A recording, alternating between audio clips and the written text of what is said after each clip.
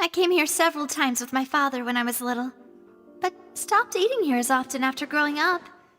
I hope the food here will be to your taste. Oh, don't worry. We haven't eaten at a hotel like this in a while. Paimon's getting excited already. In that case, I'll go order for us first. Please wait here a moment.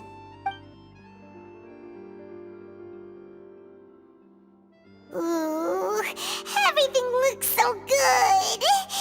People in Fontaine sure know how to enjoy life. Why, of course. Go ahead, try whatever you like. If the food's good, I'll make a group reservation for the rest of Spina di Rosula next time. And if it's not? Well, then I'll still bring everyone. Albeit with only one dish per table. You, sure have your own way of doing things. Oh, we called this a farewell meal, but we could also treat it like a victory feast, right? We did just win that case after all. Oh, true. Very true. In that case, boss, we'll have another 2 dishes. Huh? Paimon didn't mean that you had to order even more food.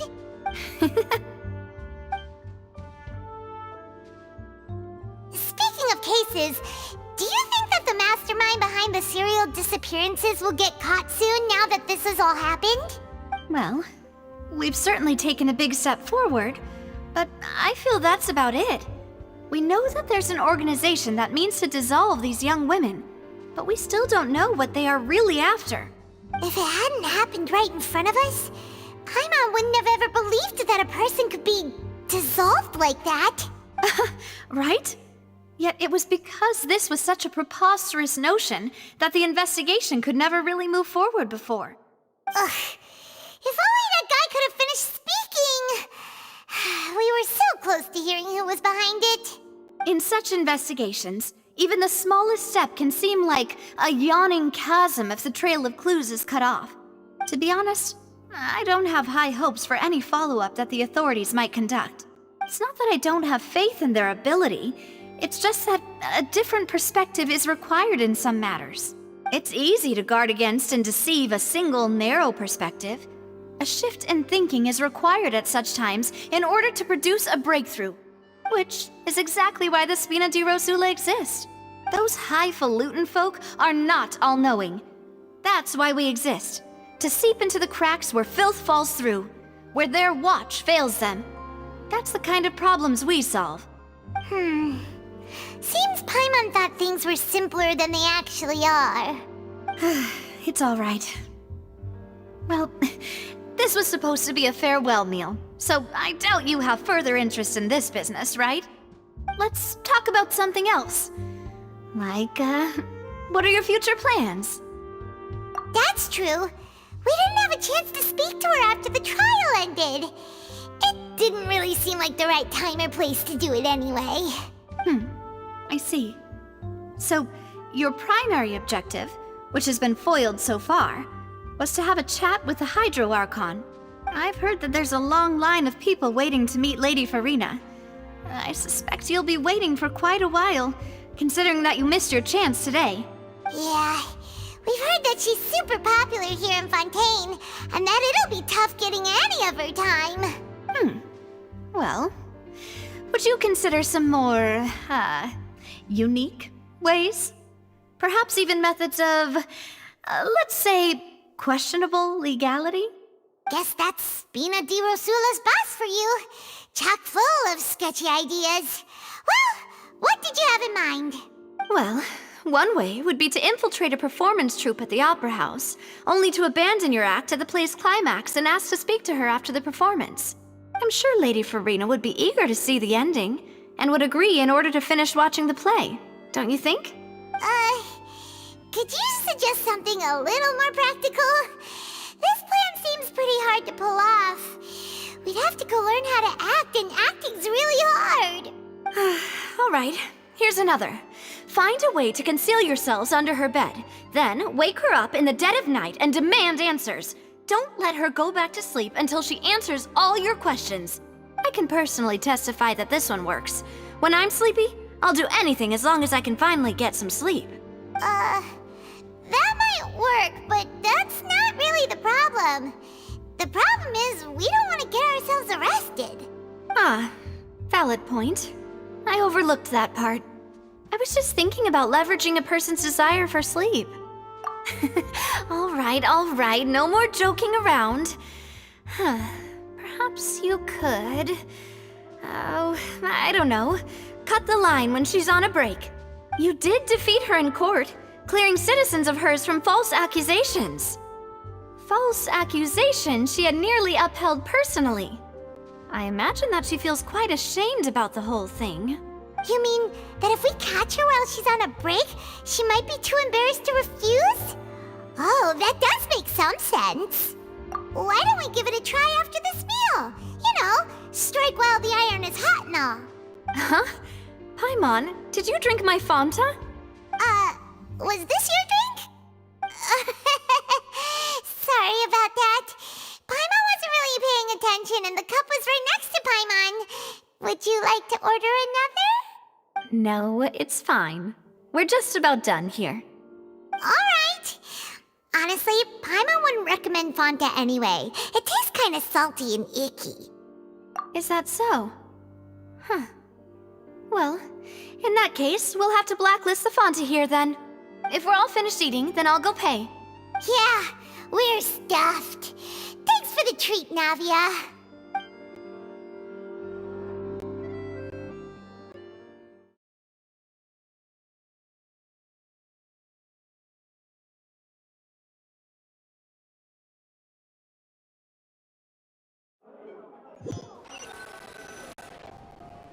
Oh, so full. Paimon can barely float anymore. Nah, that would be so... normal. You know, like you. Okay. As for expenses this month, we're left with... Hey, Navia! What are you doing over there? Oh, nothing. It was just a meal, you know? Nothing the Spina di Rosula can't cover. Let's get ready to try to meet the Hydro Archon again. Bye, Navia! So this is goodbye, huh? Well, if you do encounter any other trouble in Fontaine, you're always welcome to contact the Spina di Rosula. I'll give your request the highest priority. In any case, I wish you smooth sailing. I'll see you again, partner. See ya!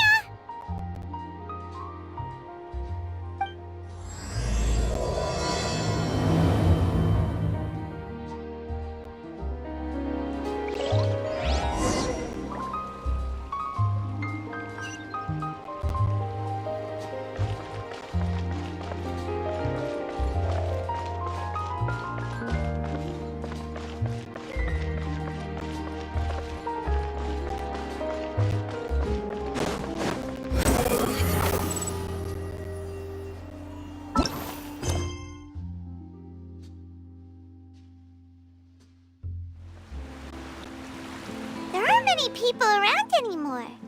Looks like that boat we took to Araneas might have been the last one. Vache. Looks like we're back here again. Huh? Traveler? Are you hearing voices again? Ugh. That's kinda spooky. Are you sure we don't want to come back in the morning? Vache? Vache.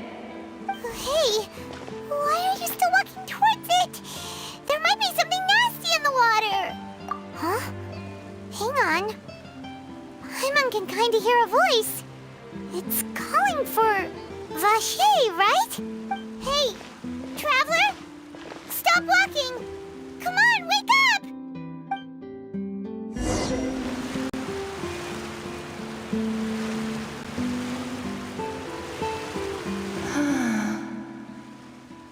Vache, are you...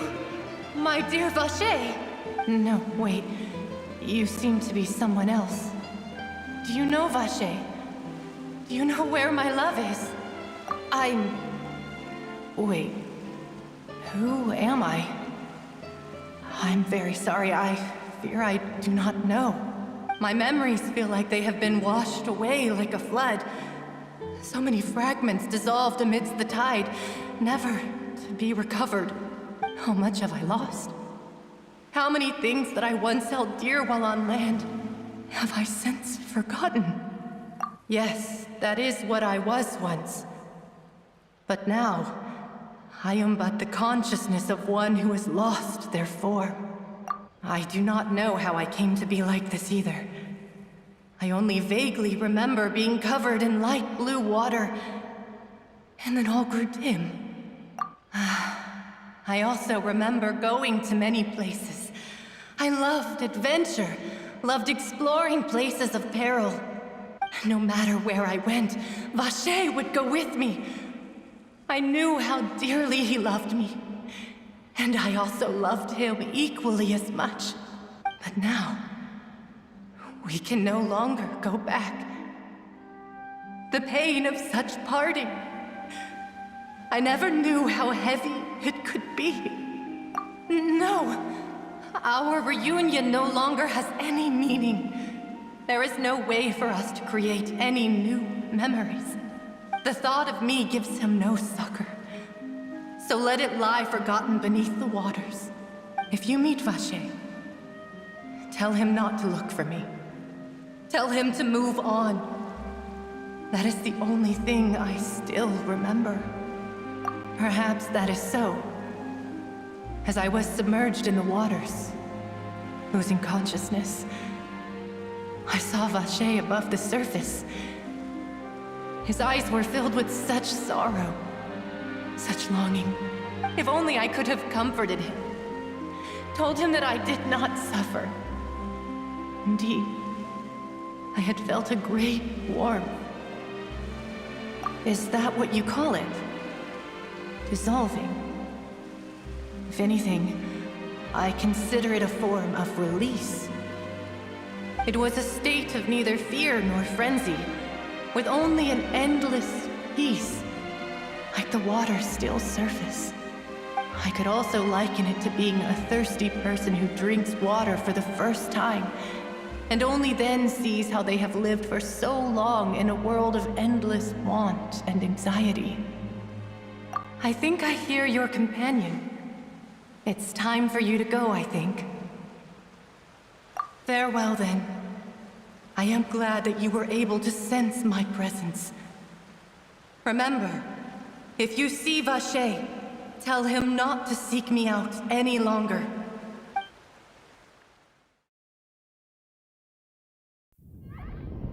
Wake up! Come on, hurry! Navi's outnumbered!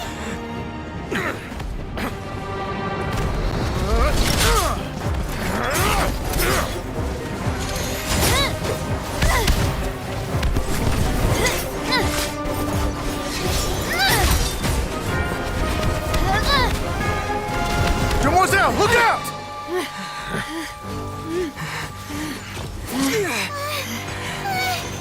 Dear God, it's a whole army of Gardamex.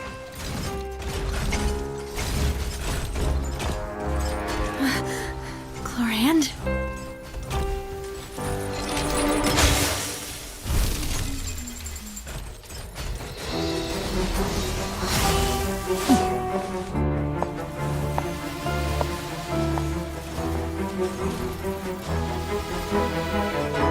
Quick, now's our chance!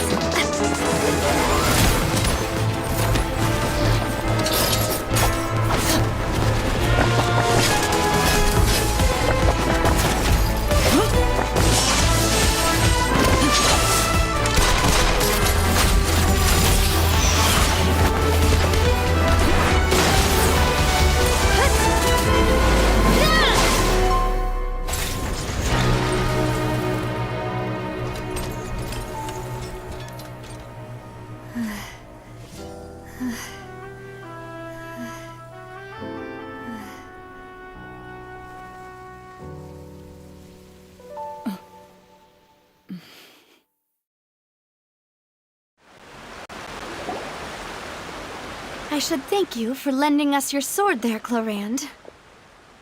But before I do so, could you explain how you managed to show up here? I followed you. It seemed to me that danger has followed you more closely as of late. I believe that following someone without their knowledge is actually called stalking, is it not? Mr. Callus's last wish was for me to ensure your safety, and I will not betray his trust. He would do the same, were he alive today. Do not speak of my father! Sorry, demoiselle. I was not strong enough. Thank you for your aid, Miss Clorand, but do keep an eye out for your manner of speech. I believe we all wish to avoid unnecessary emotional harm. Sorry, I did not consider your feelings. Whatever. What else do you know? How did you come to the conclusion that I'd be in grave danger? I doubt I know much more than you, but I believe that the mastermind behind the serial disappearances is very powerful. Your performance tonight will almost certainly attract their attention. I'm sure they've known about me.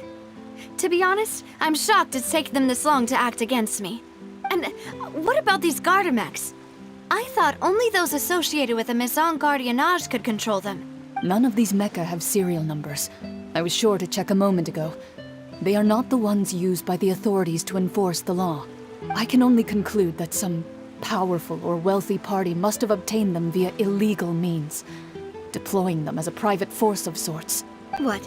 Your point being that they're out of Spina di Rosula's league, then? Yes. Be careful, and do not act rashly. I will continue investigating no matter what. We will bring the truth to light. That's my father's true last wish. Regardless, thank you for your help today, Clorand. But if you get any ideas, tell me first. I don't much appreciate being followed. I do not think that they'll strike again anytime soon. So I shall stop following you. Good day, all.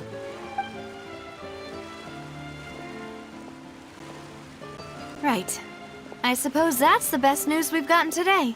Demoiselle, I believe that Miss Clorand was being sincere with you. If we tried, we could attempt to thaw relations a little. I know, she's... Oh, thank goodness! Paimon thought we were done for! Those Gardamex came out of nowhere while you were unconscious, and Nadia and her gang saved us! Oh, and there was that champion duelist named Clorand who came out to save us too! We got lucky there. Paimon probably couldn't have fought them off otherwise. Oh, come now. Forget all that polite talk. That wasn't really a farewell meal we had back there. Not for me, anyway. In truth, I hope that every meal we have together shall be a victory feast. As such, we're still partners. There's no need to thank me. It will take 50 years for me to match Demoiselle's magnanimity. If it were me, I would have joined the Spina di Rosula on account of her goodwill long ago. All right, you two. That's enough. Actually, Navia, how did you know that we were in danger? You sure did show up in the nick of time. Well, to be honest, you're the one who tipped us off, Paimon. Huh? Really? Paimon contributed somehow? Ooh, Paimon's even more amazing than she thought! Yes, all thanks to you grabbing my drink by mistake. How did that help? After we parted ways, I was on the way back to one of our bases when I suddenly thought of what you said. That the Fanta tasted kind of salty and icky. Fanta only comes in sweet flavors, so how could it have tasted salty? The color of the drink, if I recall, had also been a bit off. So the Fanta had been spiked with water from the primordial sea? Yes, so if you hadn't drunk that cup for me... Spina di Rosula is preparing the grandest of awards for you as we speak for saving the boss. Huh? Really? I sent people to Hotel de Boer to investigate, but whoever did this left no trace at all. That's when I figured out that you might be in danger and hurried here as quickly as I could. What? Why would they go after us too? All we did was defend Linny in court and help clear his name. Ugh, now we're caught up in this mess too, aren't we? Well, you did foil a plan that they were probably pretty proud of, and almost got their name in the process. Speaking of which, did anything strange happen when you drank the primordial seawater? Well, it can't be a coincidence that the traveler fainted just now. He said that he heard that voice calling for Vache again. Oh, and this time Paimon heard it too, but it was real faint. Does this situation have to do with the primordial seawater then? Does that mean the primordial seawater raises someone's sensitivity to hydro when it's used on people who are not from Fontaine? That doesn't sound like too much of a bad thing, to be honest. New intel? While you were out cold? Well, let's hear it, shall we? Oh, that is important. Vache. That name doesn't ring a bell. I suppose he hasn't stepped forward as a witness in court lately. Since he saw that young woman dissolve, he was at least at the crime scene. But he never gave testimony or any information regarding people dissolving in the primordial seawater. Could he have been threatened? Yes, thank you. This is very important information indeed. We will continue to investigate. Oh, you mean you'll help us investigate? Well, you did say that our farewell meal didn't really count. That means we're still partners, right? And besides, we're in this now whether we like it or not. You're not gonna let those people who targeted us get off the hook so easily, are you, Traveler? Demoiselle, do try not to look quite so pleased. You are the face of Spina di Rosula, after all. You talk too much. Well, in that case, let's head back to one of our bases, shall we? I'll arrange accommodations for you. We also have some plans to go over, and hopefully we can deepen our bonds as partners. But we'll take that one step at a time, I guess. Don't worry, you two. With us around, our base is definitely secure.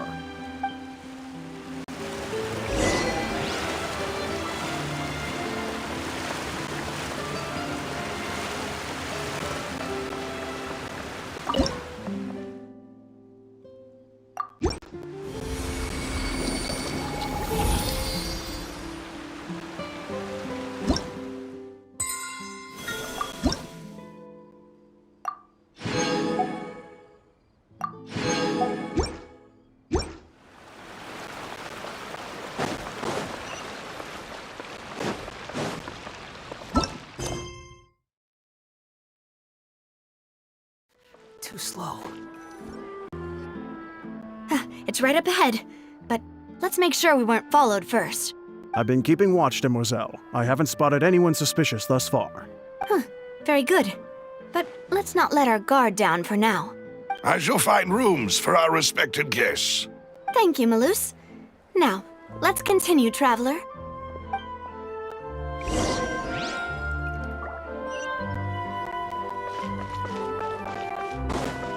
Quit following me.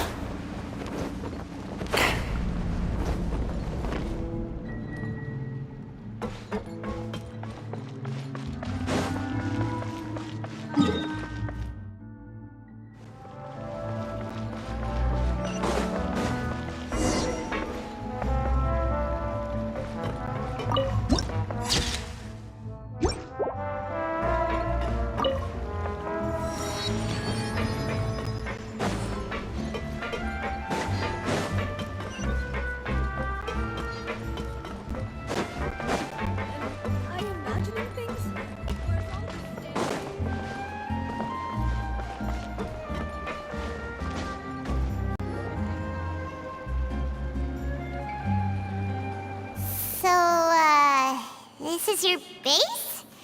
It's not quite what Paimon imagined. Your accommodations have been arranged. Under the present circumstances, I can confidently say it's the best we have. Well, our funds have been a little tight lately. After all, we don't allow illegal or unethical profiteering. In fact, our funds often come from citizenry who support us.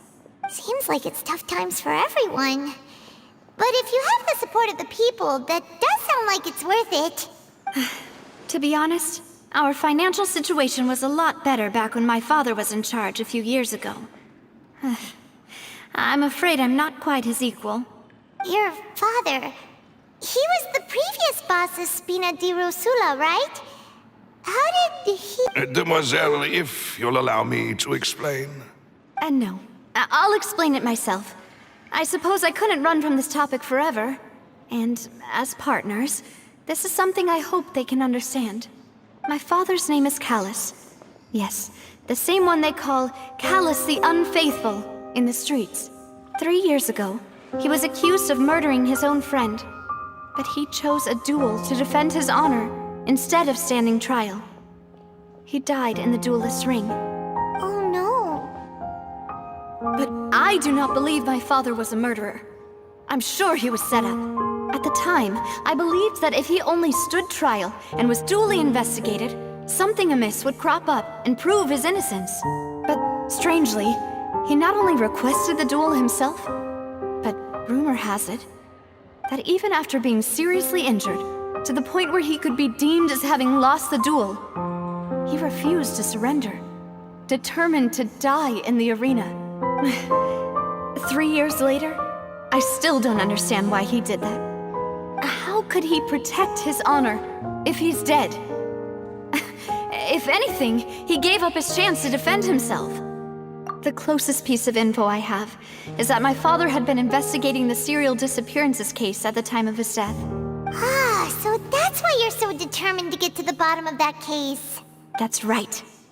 I've also tried to investigate the murder my father was implicated in, but I haven't found a single new clue in my countless reviews of the investigation records.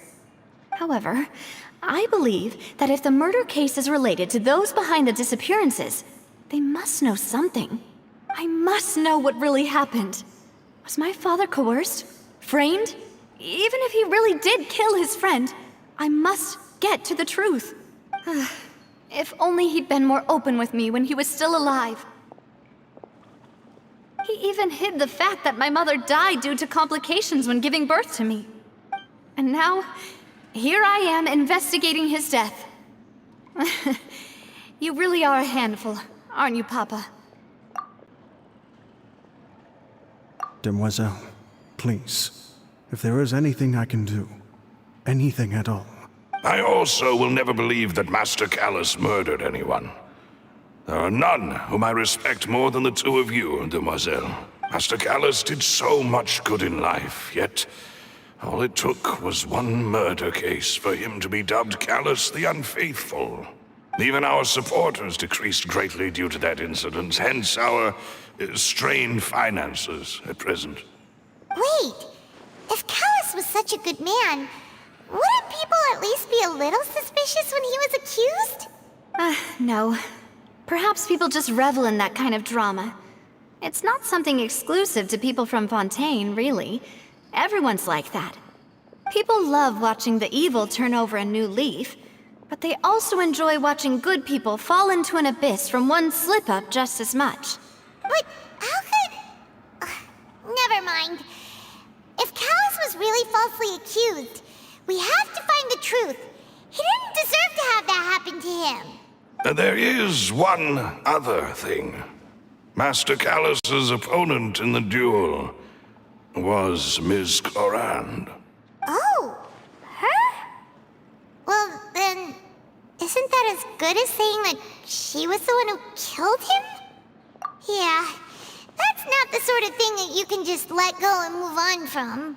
Ms. Clorand has always placed great emphasis on the honorable nature of the duel. If her opponent doesn't yield, she will not stop either. She knew Master Callus beforehand and greatly respected him, but seeing how he was resolute in the arena, there was only ever one choice she could have made. It's not that I don't understand her at all, but I just can't deal with this yet. Don't worry, Navia. Paimon knows how you feel. You don't have to force yourself to do that. Afterward, Ms. Clorand told us that at the start of the duel, Master Callus requested that she ensure Demoiselle Navia's safety. Yes, that is our understanding as well. Oh, Papa. What madness drove you to ask the person who killed you to take care of me? All right, anyway, that's the information I wanted to share with you. Even if it did sound like I was just complaining towards the end. Thanks. You two should go and rest. This was quite a day after all. Yeah. Harmon's beat. Please, relax and get some sleep. We will ensure you rest soundly.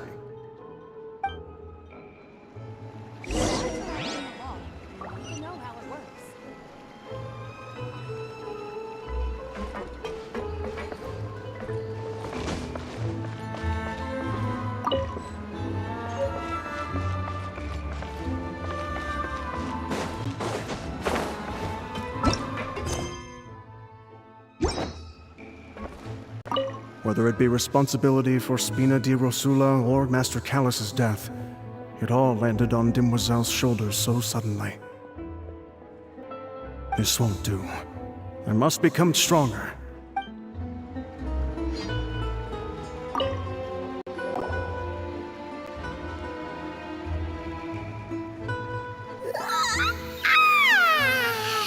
Paimon slept so well. This place feels almost too safe. Huh? Navia? Where did the other two go? I sent them back to Poisson. It's Spina de Rosula's place of origin, and where we have our headquarters. There's not much for them to do here at the moment. Paimon gets the feeling that you're just trying to get them off your back. But never mind that. When did you get back? Were you waiting here the whole time? No, I just returned after going out for a while. I did some investigating yesterday regarding the name Vache. Wait, so you didn't sleep at all? How could I after having such critical new evidence appear? Guess Paimon wasn't speaking for everyone just now, huh? Unfortunately, this name seems to have been wiped from existence. It doesn't seem to have a match anywhere. I suspect that those behind this have already taken steps to hinder an investigation from this angle. But that does prove that this Vache person is a key witness in the incident. Does that mean we're too late, though? No.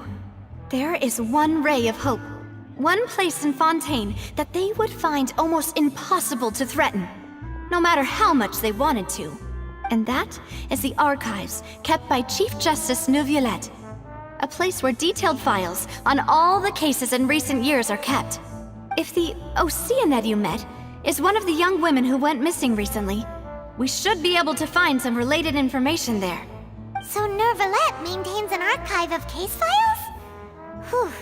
Guess that's the hard-working Chief Justice for you. In that case, let's go talk to him, shall we? Aren't you coming along, Navia? Did you get tired? No, it's nothing. Let's go see the Honorable Chief Justice.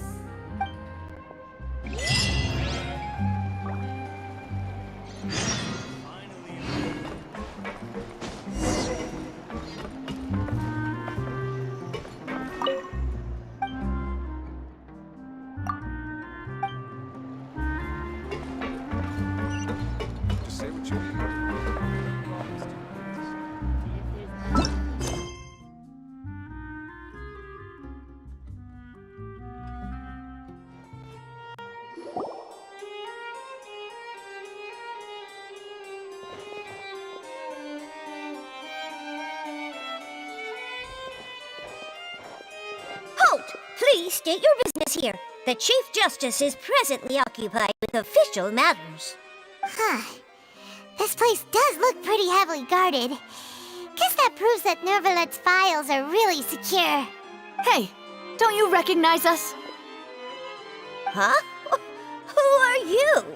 Just to be clear, I don't care who you are or who you might be related to. Our rules make no exceptions. See? They've got great discipline, too. Yep. Paimon can tell.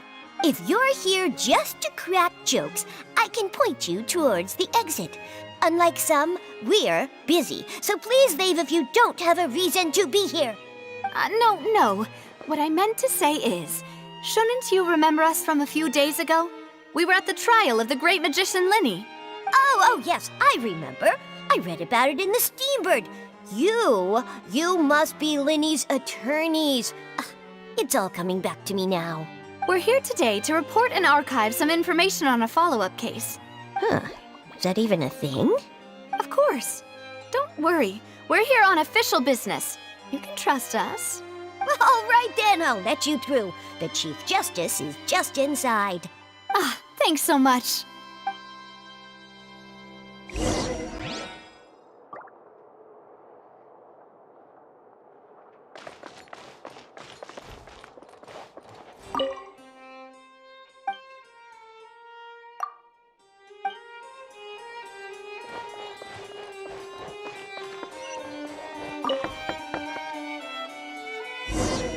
Please come in.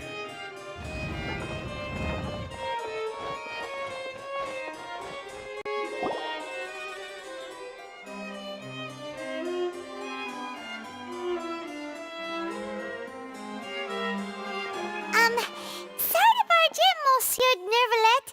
We only lied to get in because we didn't know any other way. It's all right. Please let me know how I may be of assistance to you. So you're not mad at us? We're looking for a man called Vacher. He may have been an eyewitness in the serial disappearances case. If we can find him, we may be able to unearth some key information on the case. Ah, I see. In that case, please wait here a moment while I browse through the files.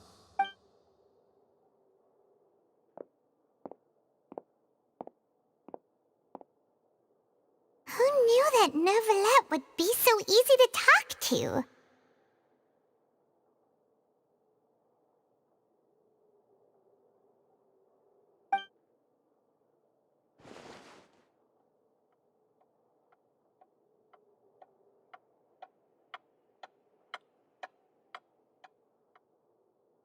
Unfortunately, I'm quite certain that no one by the name of Vacher has been involved in any case, criminal or civil, in the past several years. There are no records of him either in the files or in my memory. Traveler, what if it was really just a dream? Is that so? All right then. Thank you so much, Monsieur Neuvillette. We'll take our leave now. Ahem.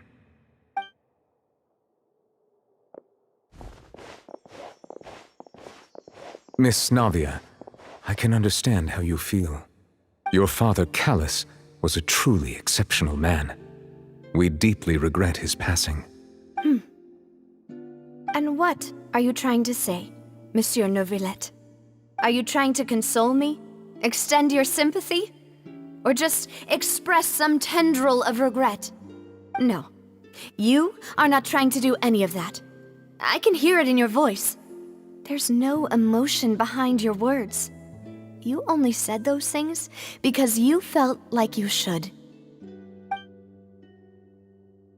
It's just like last time. After my father took his place in the duelist ring, I pushed through the guards to talk to you as a last resort. You even told me then that you thought there was something fishy with the case, yet you still allowed the duel to go ahead.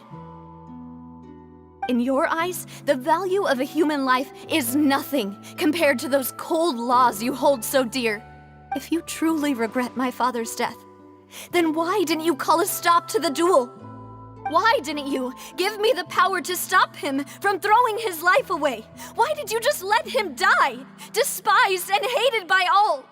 Everything was hanging on a thread at that moment. Just the tiniest effort could have changed everything. There are still so many things I never got to tell him. So many questions he still owes me answers to. If you really have no heart, then just look me in the eyes. I, Navia, will show you the true meaning of regret. I'm sorry, Miss Navia. You and my father are truly alike. You keep all kinds of things in your heart and never say a word to anyone. It's not so much that you can't feel, but that you would never express anything. Oh well. In any case, everyone already knows full well the apathy of the Chief Justice. My apologies for taking my emotions out on you, Monsieur Chief Justice. Let's go, Traveler and Paimon.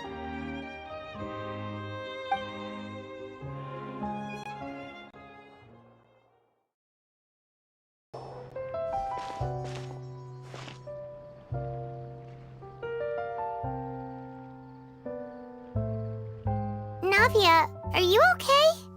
I'm fine. Rain. It's raining. You're right. Wasn't it still sunny when we went into the building? And there shouldn't be any active trials today. How strange. Now that I think of it, on the day my father was convicted of murder, it was also raining. What is it? Did you think of something? Yeah, he was outside. It was uncovered and the rain could fall there. Why? Do you think the rain could have affected the crime scene? That thought has occurred to us before. We've even expanded the search area to try to account for that, but didn't find anything of value. Oh? Wait. You don't mean...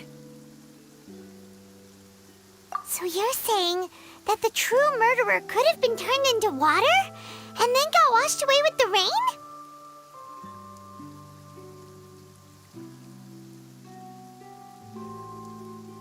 Yeah, and if that's what had happened, then no one would have believed your dad, even if he explained what he saw to the authorities. I really think All right, let's go to Poisson. With this new lead in mind, we'll get to the bottom of my father's case for sure. Yeah, we're gonna make progress for sure this time. Do you want to go with me now? Or do you want to head over by yourself later?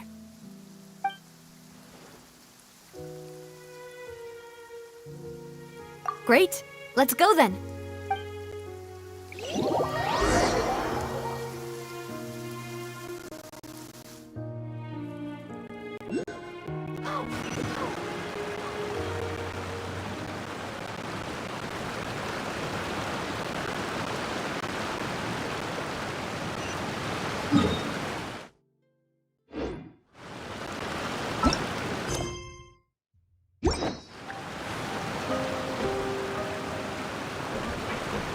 Quit following me.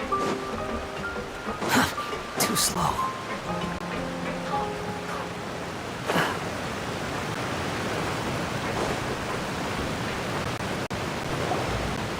Whoa, what a huge ship! Why would a ship be anchored at a place like this?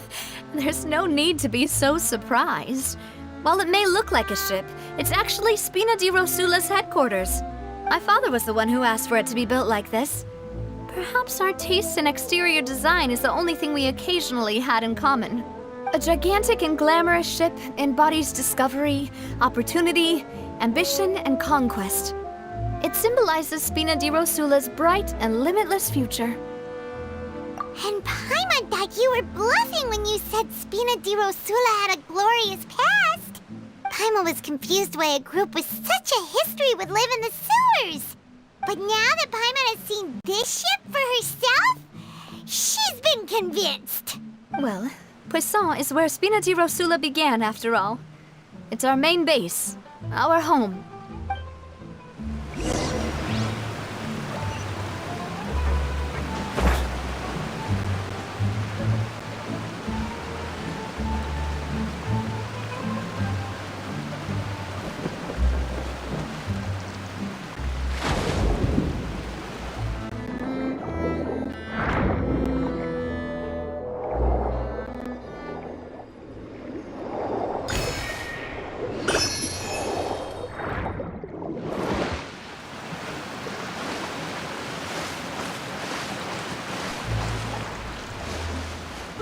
The wind rises.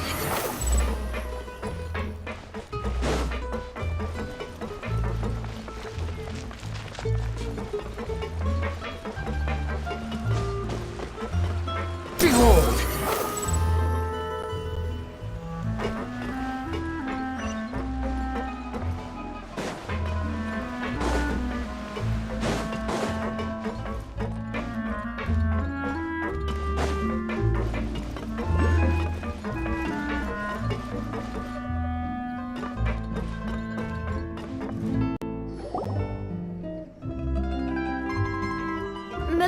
we're back! Apologies for the wait, demoiselle, and our most important partners. You said before that you still had some business at the court. What brings you back to Poisson so quickly? About that. It's because my partner here reminded me of something really important. You see, what if my father's case had something to do with water from the primordial sea? You still remember, right, Malus? On that night, it was raining? Yes, the case was quite similar to that of Mr. Linney's. Both were what you'd call impossible murders. Could you tell us a bit more about what happened before? Yeah, of course. Many years ago, something called synth began to gain popularity in Poisson. At a glance, it was a kind of drink that could excite your mood and produce many pleasant hallucinations. Wait! Didn't that guard guy who turned into water also mention that the primordial water could be used to produce some kind of potion? Yes, he did.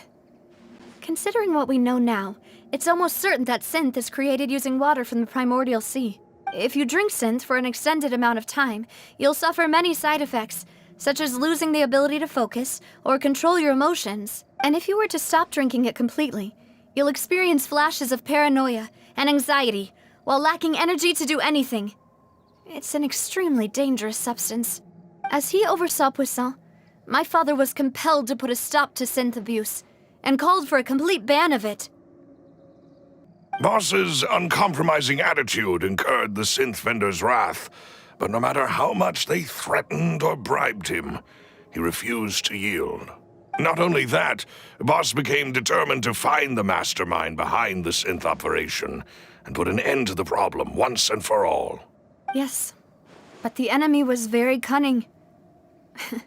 So he could never get anything out of the dealers, all of whom only sold the stuff and weren't privy to the rest of the operation. Recognizing that, my father decided to contact the dealers in secret and cultivate personal relationships with them. Finally, he was able to convince someone to become his informant. The man's name was Jacques. He felt greatly ashamed about his work after seeing many families destroyed by synth abuse. That night, my father hosted a banquet at his countryside estate. He planned to meet up and exchange information with Jacques over some food. But then, we heard 2 gunshots from the courtyard. We raced to the scene and found my father, still holding a gun, and Jacques, who was already dead on the ground. Huh? How did that happen? Aren't they on the same side? Sounds just like Lenny's case, doesn't it? In both cases, the culprit seemed obvious, but neither appeared to have any motive at all. Looking back on it, though, I now believe the most important clue was something we all overlooked at the time. There were pieces of clothing left at the scene. Precisely. It's all thanks to you that I made the connection now. Back then, we all just thought they were some costumes that Jacques used to disguise himself at the banquet. But, considering it now, it's almost certain that they belong to a third person at the scene. With one extra person, we'll also need to reconsider why the 2 shots were fired. You're right. We still don't know what happened. But my intuition tells me that we're on the right track to figuring it all out. I'm finally headed towards the truth. Jacques was an empathetic man who was infinitely remorseful for his past actions. It's unlikely that he turned on Boss with 0 warning. I think this third person is probably the key to the full truth. On that note, however, even though this will not please you, demoiselle, as your and your father's butler, I must still offer a word of warning. Our opponent is insidious and cruel. They are extremely difficult to deal with, and Boss has already lost his life trying to bring them to justice. Even though Spina de Rosula has lost most of its former glory, Poisson has welcomed a new time of peace, and we have been allowed to live out our lives. There is no need to follow your father's path. It would be both wise and in line with Boss's wishes to step back and give up on the case. If that's indeed what he wished for, then he should have told me that himself. Was I not the closest person to him? And yet, I was the one most kept in the dark. What was the point of him dying without sharing any of the secrets he knew? Did he manage to protect anything in the end? Synth is still here. Callus the Unfaithful is still his epithet. And Spina di Rosula is barely getting by. Nothing has changed. Did he think I'd just accept his meaningless death and live out my life just as meaninglessly? I've never accepted that. Ever. Not since that day, and certainly not now. I want to find out the real answer for everyone's sake. For the missing girls, for the victims, and for myself. Navia. This is indeed the best moment to act. Your partner appears to be quite reliable, and more importantly, Demoiselle, I think you're also ready to take this on. So you do know something else, Malus? Yes, I do. In fact, even before that banquet, Boss already knew of the connection between Synth and the serial disappearances case. But what drove all the tensions to the boiling point was the revelation that you, Demoiselle, had been selected as the next target to disappear. What? Boss also didn't tell you that he had been diagnosed with a rare illness. The doctors told him that he had no more than 5 years left to live. And the serial disappearances case caused him great anxiety. 5 years was nowhere near enough time to resolve this long-standing conflict.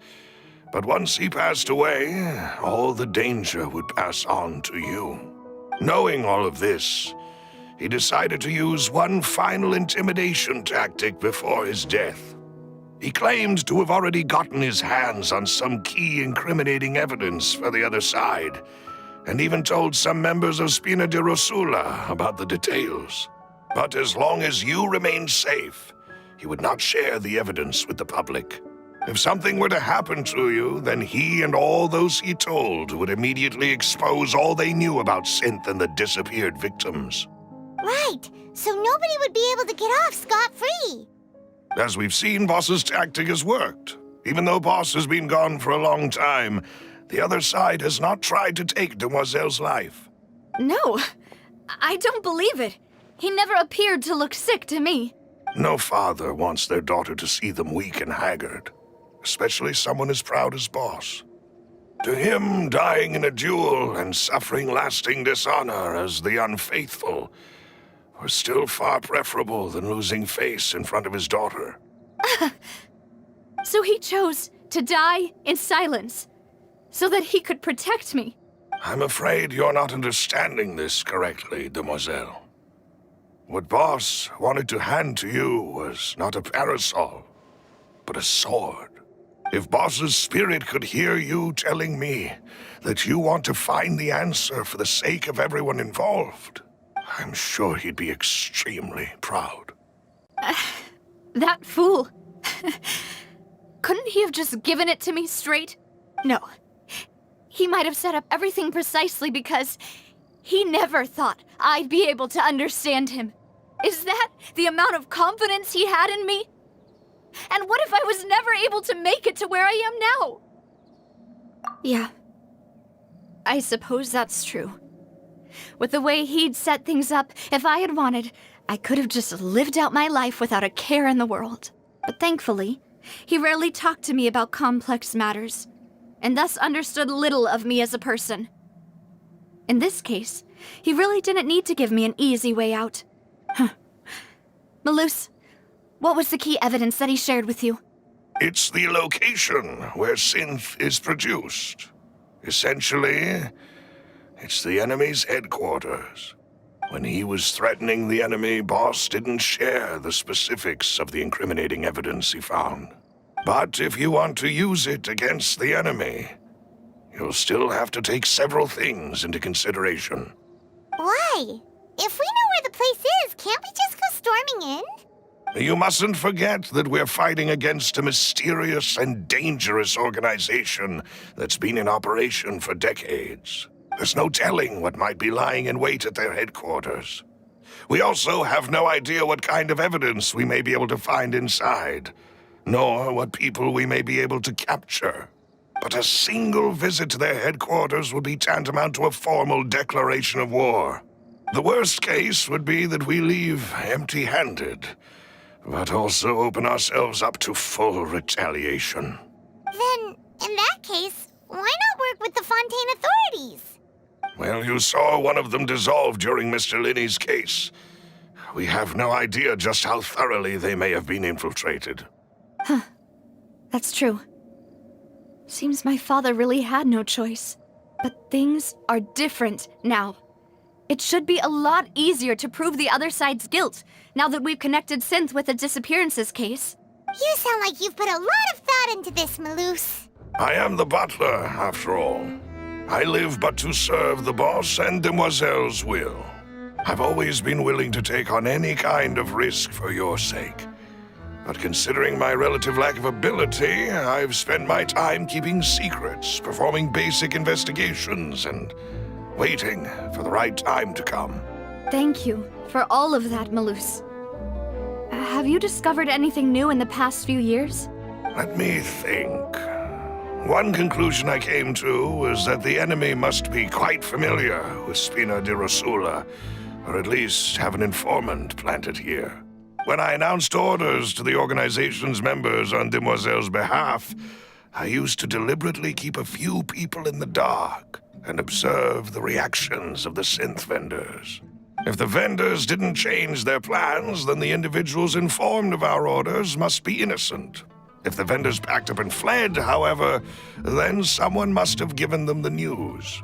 After several rounds of testing and investigative tracing, I've narrowed the suspect list down to 3 people. The first is Florent, Spina di Rosula's senior advisor. Huh? Florent? Yes, surprising, isn't it? He was one of the people Boss trusted the most, which also means that he was someone who understood Boss really well. Thanks to his position within Boss's innermost circle, he always knew our upcoming plans and could thus avoid capture this whole time. There's someone else like him too. Marcel, the head of Confrérie of Cabrières. Uncle Marcel. It's a guild in Poisson. Boss helped it to grow to its current size and prominence. In the beginning, they were only reselling some daily goods, but now they're one of the richest guilds around, with a lot of business connections in the city. So, they're like a sister organization of Spina di Rosula? Yes, you can say that. When we were fighting against the synth dealers, they provided us with plenty of support.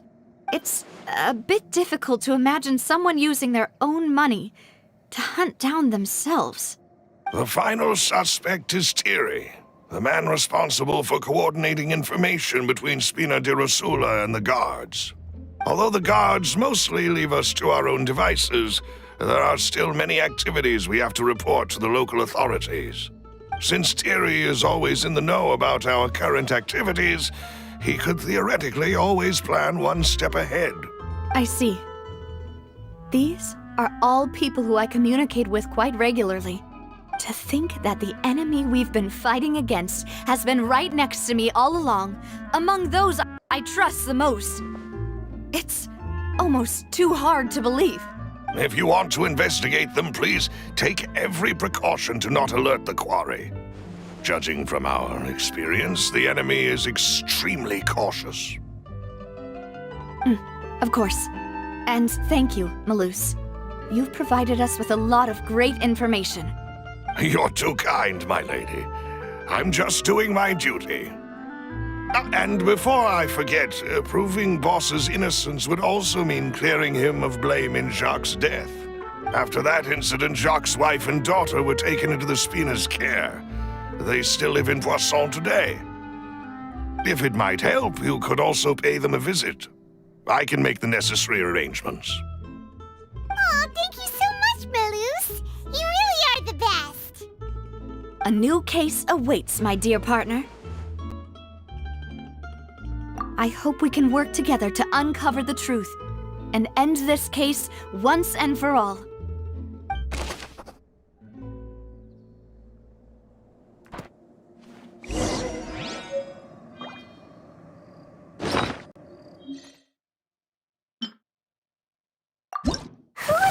imagined that people could really turn into water.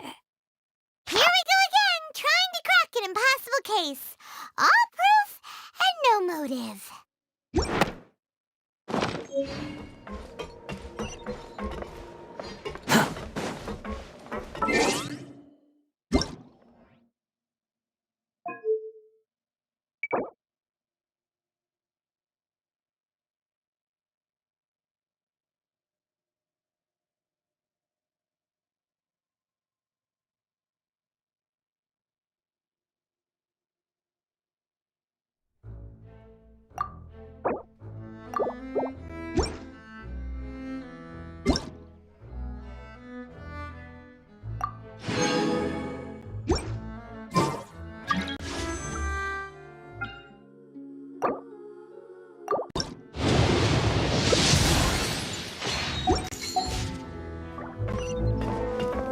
Swan Fury!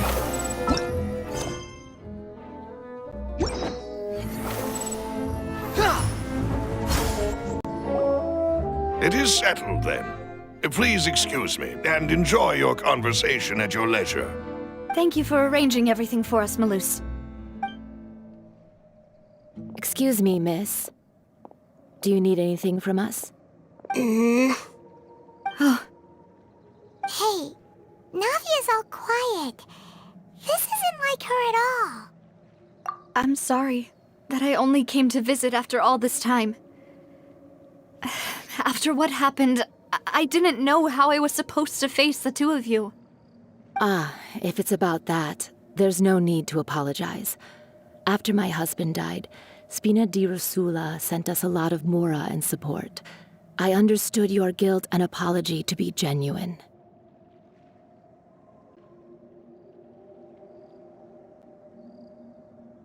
But aren't all of those things nothing compared to the loss of Jacques? I can understand the kind of pain that comes with losing a father so needlessly. You don't understand at all. I didn't know how to face you, because I didn't know what I could possibly bring as a consolation gift. I know only the full truth could bring closure to you. And to all of us. I'm sorry.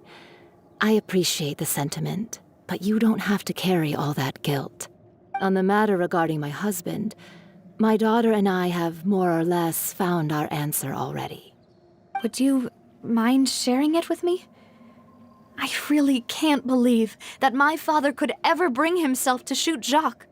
I always knew that my husband's money was earned through others' suffering. He told me countless times that if he could turn back the clock, he would never go into the synth business again. He had many regrets, and felt that he took the idea of providing for his family too literally. For the longest time, he thought Mora was everything. So when Mr. Callis came to him with a proposal, he accepted it almost immediately. He tried to be as careful as he could, but even so, he was still found out by the higher-ups. They found out about his betrayal? Papa didn't say that exactly, but Papa did tell me that I should never be ungrateful.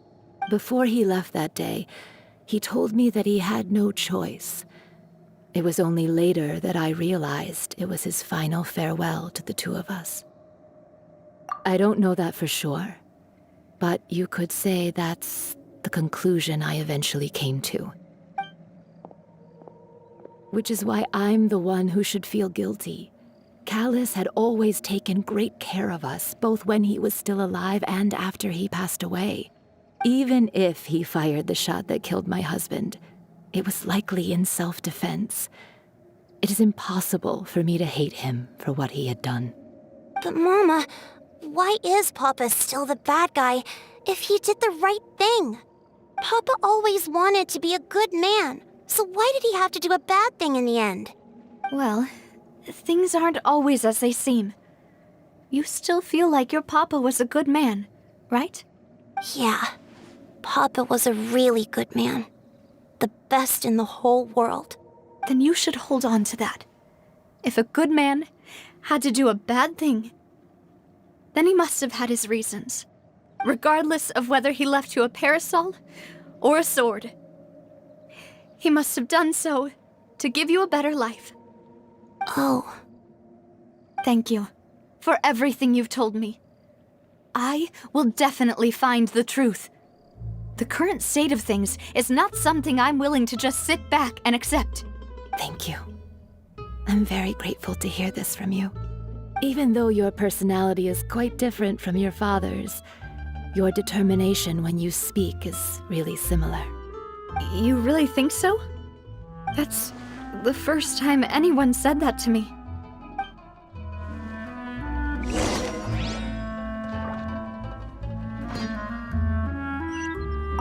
I'll leave my husband's case to you. Thank you, Miss Spina, and Miss Spina's friend. Are you okay, Navia? I'm fine. Don't worry. Let's investigate the 3 suspects next. Florent should be nearby, and we should be able to find Thierry and Uncle Marcel in the city. I'll get myself together on the way, so please don't worry.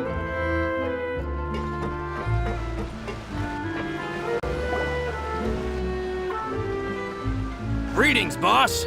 How may I be of assistance today? I'm sure you've heard about what happened at the Opera House? Someone got turned into water right in front of us. Yeah, I've heard. With something that dramatic, I'm sure journalists will milk it for all it's worth. And it'll be all the talk for the next several weeks. It also reminded me, on the day that the incident happened with my father, it was raining outside, and we found some clothes left at the scene. After my partner here put the dots together for me, I feel like we should try to reopen his case. Can you do me a favor and try to recall what happened that night? Let me think. Mr. Callis was feeling pretty upbeat that day. So he was drinking and bantering away with us at the table. After that, he told us that he wanted to go get some fresh air. So we let him go without thinking much of it. Who knew that we would hear 2 gunshots ring out right after? My first reaction was that Mr. Callis's life was in danger. So I grabbed my holster and made a mad dash toward the scene. But when I got there, it was already too late. Mr. Callis was standing over a dead body with a gun in his hands. All we could do was look back and forth at each other, not knowing what to say. So you also remember 2 gunshots then? Indeed. The guard said that the first shot didn't hit anyone, while the second killed Jacques. But I've never really bought that explanation. Reason being, Mr. Callis had left his gun on the table. I even made sure to confirm that before running to the scene. But according to the guards, that doesn't mean he couldn't have had other guns on his person. About the clothes left at the scene that you mentioned, do you think there was a third person there who was turned into water? At least from our perspective, my father had no reason to kill. So he would also have no reason to bring an extra gun with him. The gun he was holding probably belonged to Jacques, or a third person on the scene. Yeah, that makes a lot of sense. So you're saying Mr. Callis ended up with the gun because he seized it from one of the other guys? But hold on. If that's what had happened, then why didn't he share the truth with any of us? He didn't even want to face the Oratrice machine, and chose instead to prove his honor in a duel. Did he lose all faith in the courts after seeing someone dissolve right in front of his eyes? About that, Malus told me a thing or two. So, I think I can understand why he committed to the duel. I'll tell you everything once the whole truth has been revealed. I understand.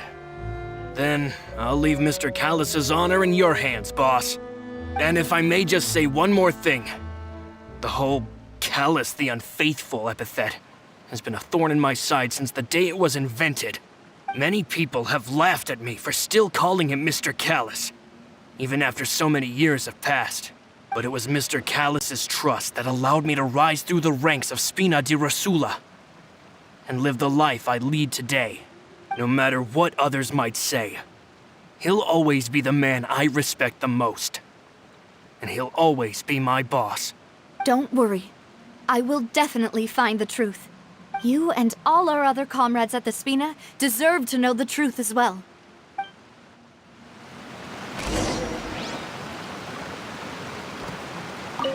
My apologies, boss, for that last sentimental bit. It's just... many years have passed while I've held my tongue. It's not often that I get to share my true feelings with others.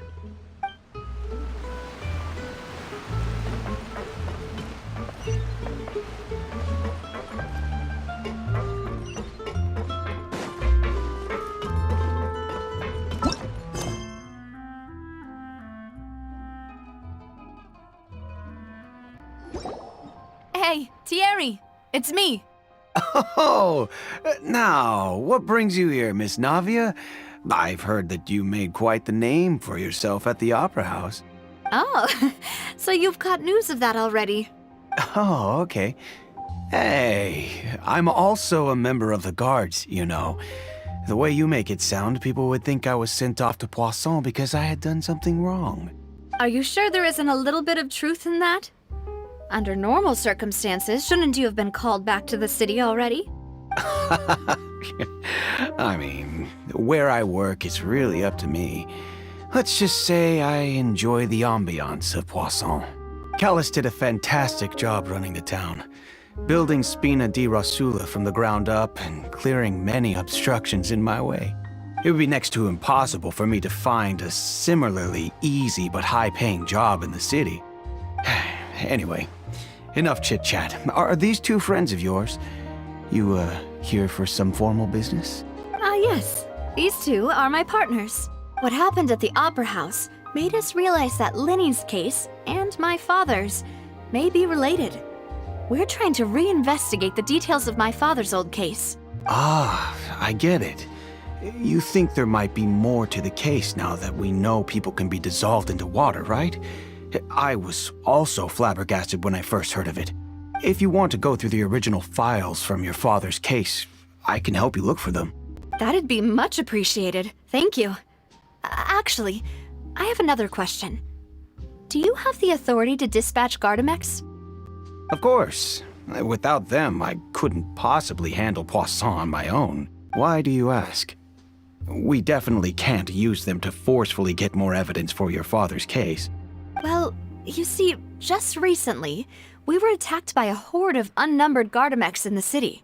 So, if you hypothetically wanted to do something against me, all you would need to do is get rid of the mecha serial numbers and send them after me.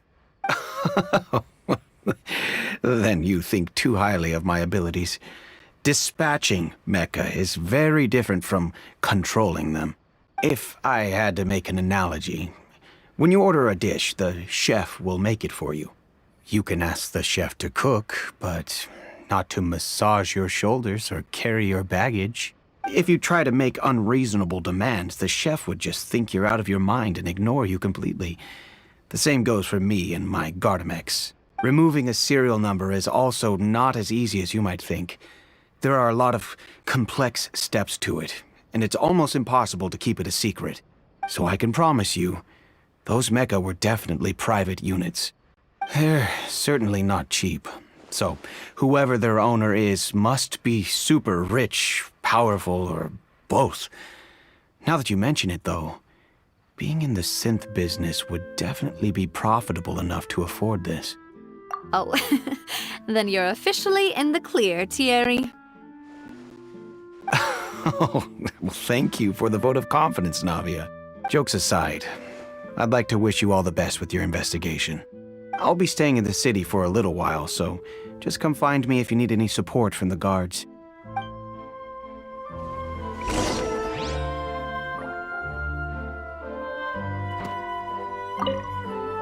I'll see what I can do for you in Spina di Rosula when it comes to guard stuff, but don't go advertising it to everyone else.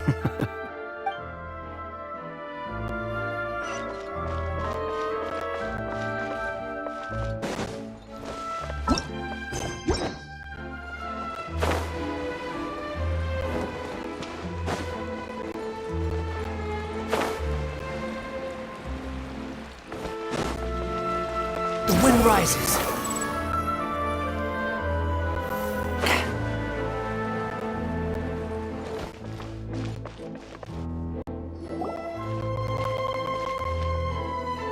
Hello, how may I help you?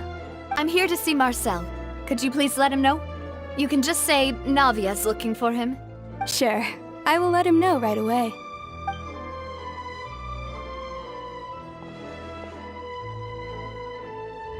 Navia, hello.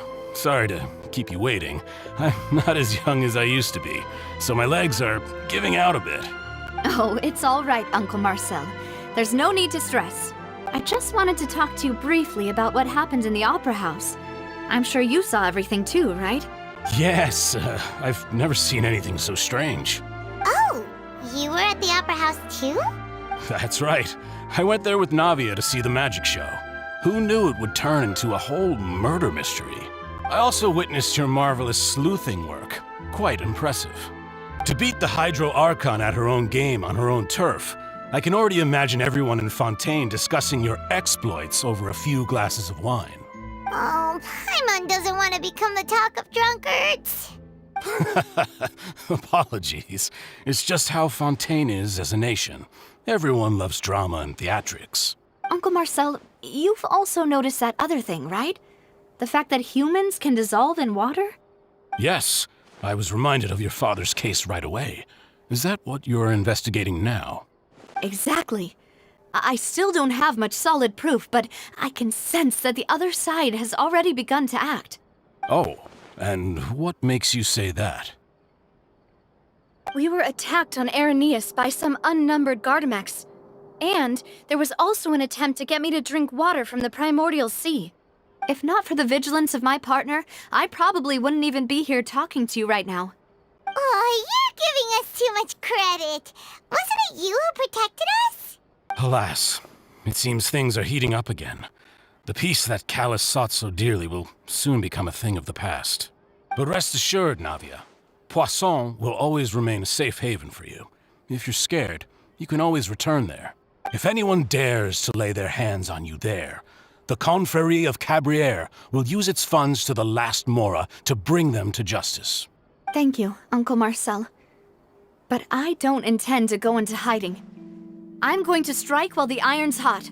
Do you have any new thoughts on my father's case? About that. Sorry, my age is catching up with me, so it'll take me a while to recall my memory. The Confrérie was responsible for that banquet, so I was out and about the whole time making sure things were running smoothly. I didn't even have the time to drink with the guests. Then I heard the sound of a gunshot, and the rest was history. Oh, it's okay. No need to push yourself. We'll ask around some more, see if there are any valuable clues elsewhere. Sounds good. Just let me know if you ever need Mora. All my wealth comes from Callus's patronage and support. I'll spend however much it takes to clear his name.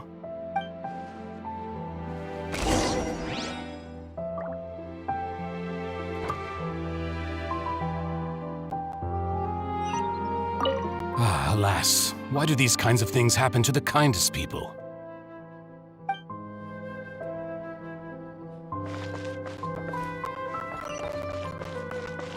Quit following me! Behold!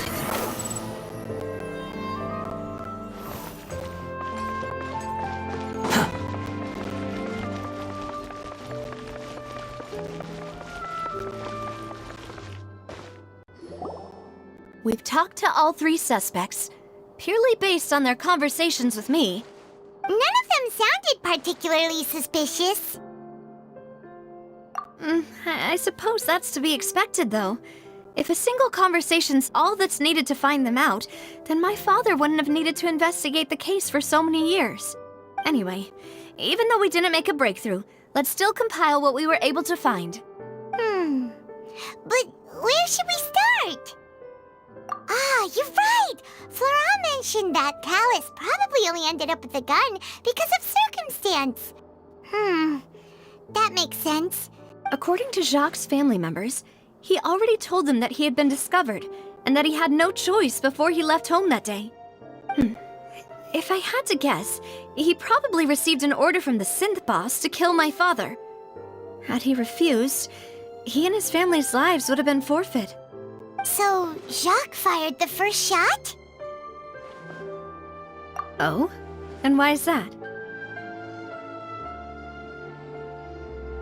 Ooh, Oh, that's a good point.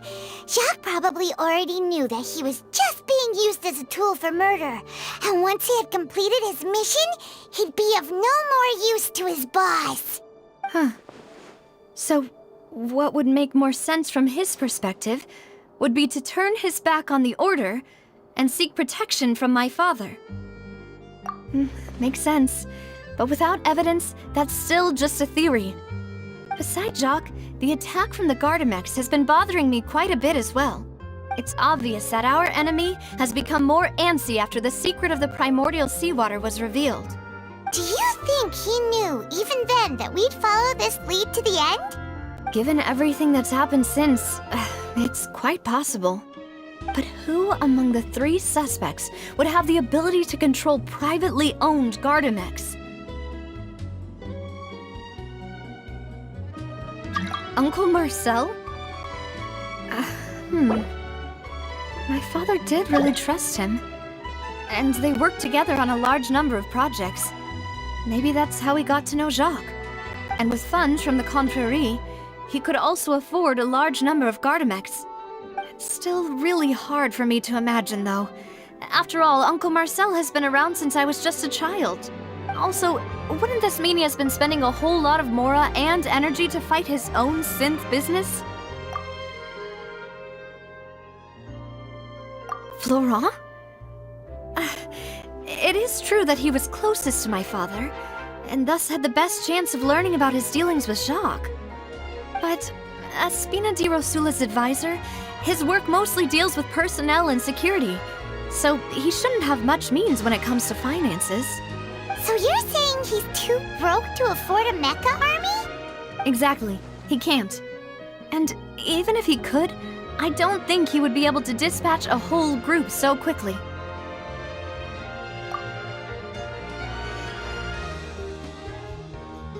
Thierry, you say? Huh. It is possible that he's figured out a way to convert the Gardamex for personal use. But I didn't feel like he was lying when he was talking to us about the mecha. I also don't think he'd be able to keep that kind of tampering under wraps. Yeah. Had he actually tampered with the mecha, we'd be able to prove it with a simple check of the guard's inventory. If the mecha were taken from the guards, it should be pretty easy to find out when and how that happened. Who could it be?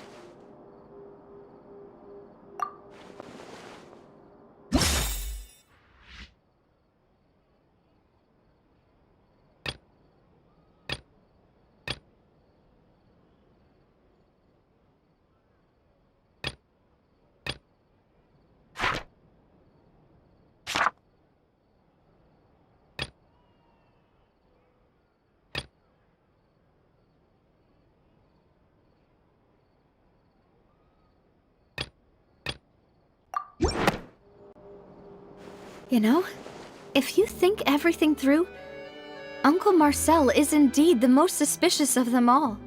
Could we be missing other suspects? Malus didn't know about the people turning into water thing when he narrowed it down to these 3, did he? Malus has always been very reliable, and his judgment of others' trustworthiness has been fair and well considered. When he laid out his case for the 3, the rationale he gave me made a lot of sense as well. The suspect is knowledgeable about the Spina's internal affairs, has the means to dispatch mecha to assassinate us, and possesses significant intellect and foresight. Even if I don't want to believe it, I'm starting to see how things could all tie back to Uncle Marcel. Well, we still have another trump card on top of all the theorizing and speculating. Yes, Malus did say that charging straight in there would be extremely risky. But we don't have any other options right now. We need far more solid proof before we can hope to go charging in on our enemy. Navia, here you are. Oh, I've been looking for you. Huh? Aren't you the guy from the guards? Did something happen? Yeah. News came from Arrhenius just after you left. We've got another trial on our hands. Wasn't that place built specifically for holding trials? What's so newsworthy about this one? I know. But they said the person they're putting on trial is a Fatui harbinger called Tartaglia. What? Is that someone you know? Yeah, we know him. Maybe even a little too well. Well, he's been accused of being the true culprit behind the serial disappearances case. It's absurd, don't you think? Wait, how? None of our investigations have had anything to do with him. That's what I thought was strange about it, so I came to tell you the news right away.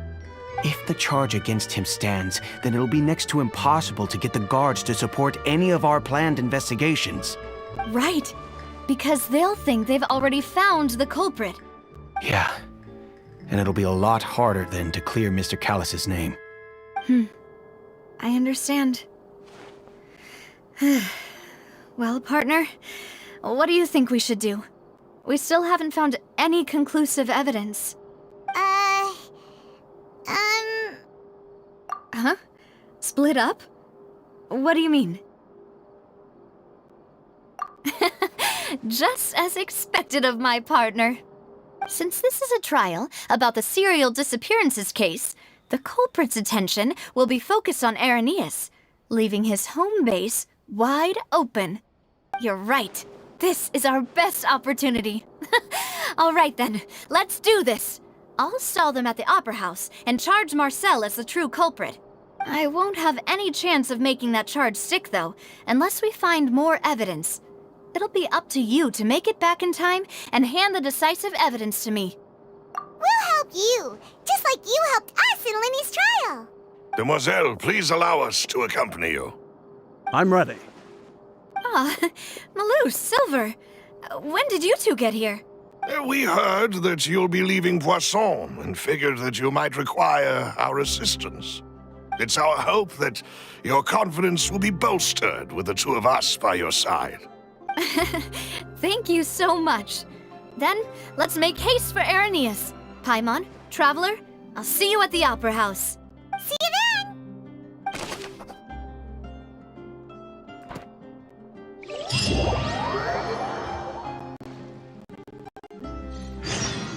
Now that Navia has set out for Irenaeus, we should also get going. The location has already been marked on the map, so let's head over.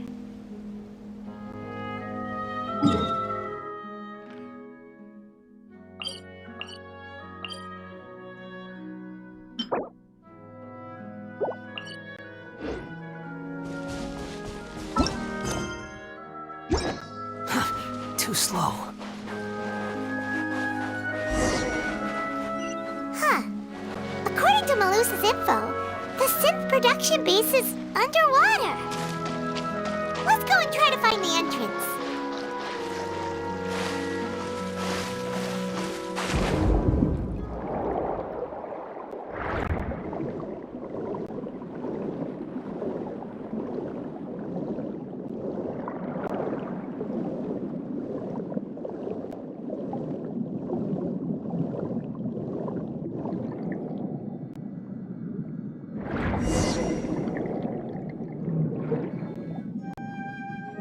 Finally found it!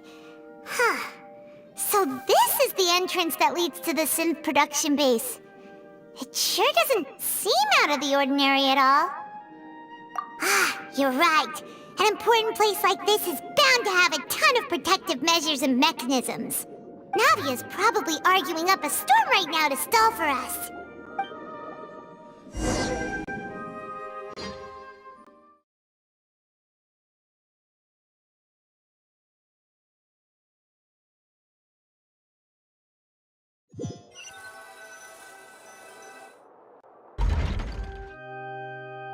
It would appear that I must repeat my question again, Mr. Tartaglia. Do you accept the charge that you are the true culprit behind the serial disappearances case? To be perfectly honest, I don't understand your country's complicated court system, or the reason why I'm being charged with something I've never even heard of. However, I did hear that people who have been charged can choose to participate in a duel to clear their name. Is that right? In which case, as long as I accept the charge, I can have an all-out fight with that champion duelist Clorend, right? I've got to admit, that's one of the most enticing offers I've ever received.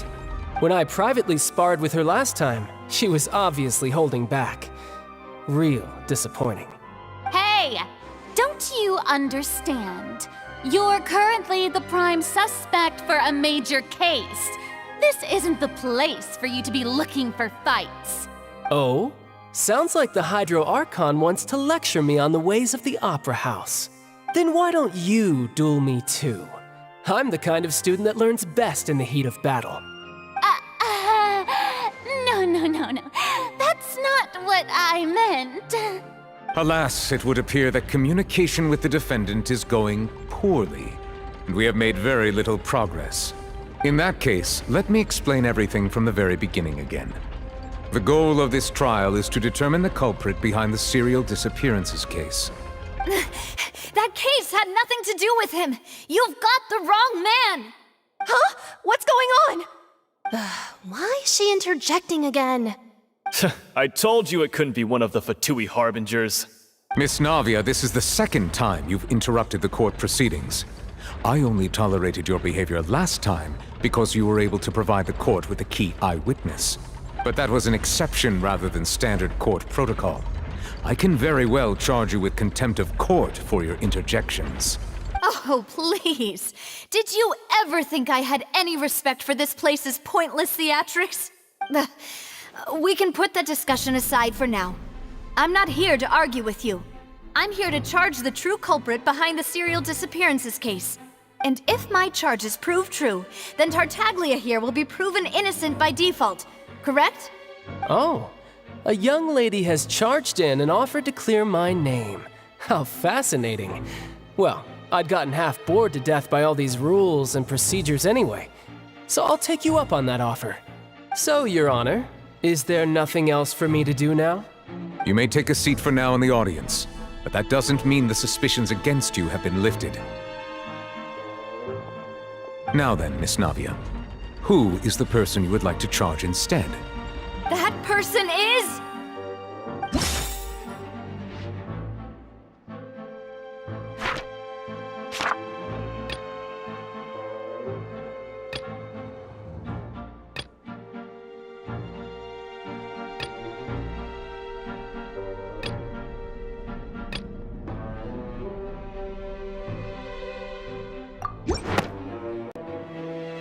Marcel, the head of Confrérie of Cabrières!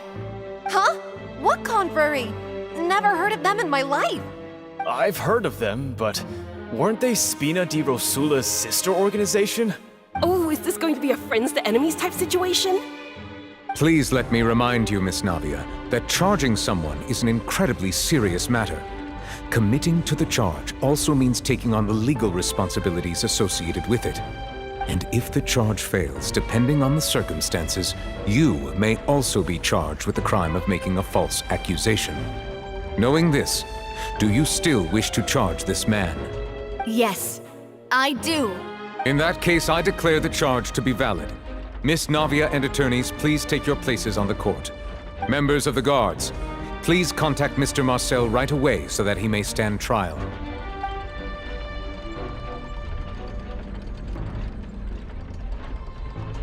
Mr. Marcel, you will not require an attorney. Is that correct? Apologies. It all just happened so quickly. I still haven't figured out what's going on. I think an attorney won't be necessary.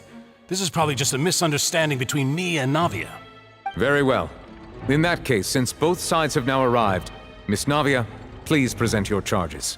I would like to take everyone back to 3 years ago, to the case of Callus the Unfaithful. Only through elucidating what really happened in that case can we connect all the dots for the serial disappearances case. Navia, do you really think that I was the one who killed your father? Come on, why would I do that? Callus was my benefactor, and remember both you and I only ran to the scene when we heard the sound of a gun. If that's enough to make me a suspect, wouldn't that make everyone at that banquet a suspect as well?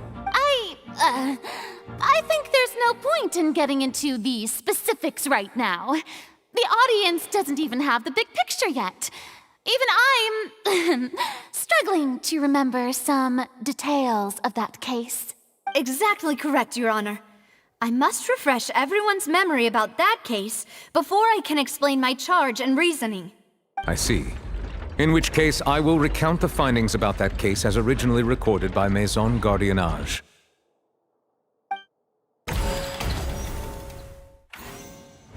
On the day of the murder, Spina di Rosula hosted a large banquet in a countryside estate owned by the Confrérie of Cabrières. During the banquet, all attending guests heard 2 gunshots from the courtyard. When the guests arrived at the scene, they found the primary suspect, Callus, holding a gun, while his acquaintance, Jacques, lay dead from a gunshot wound. The guards' investigation did not recover any other firearms from the scene.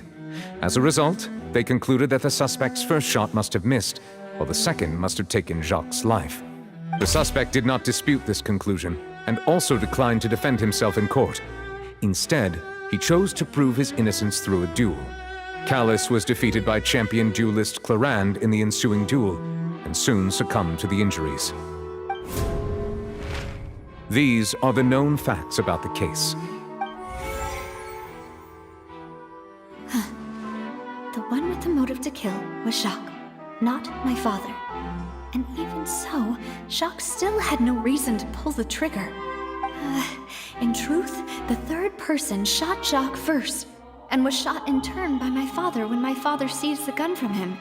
After that, the true culprit turned the third person into water, erasing all traces of him from the scene. Thank you for the summary, Your Honor. Of course, the guard's conclusion appeared quite sensible to us at the time. However, we should revisit the case now that we've gained new information about the abilities of water from the primordial sea.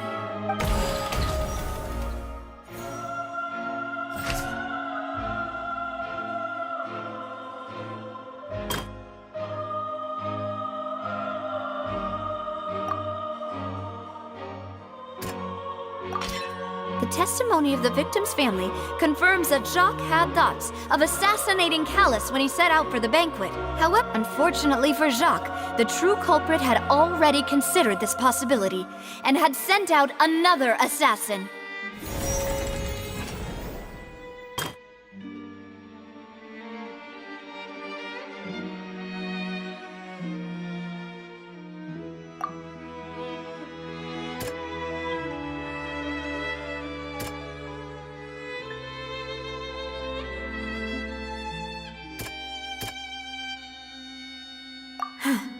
Something's...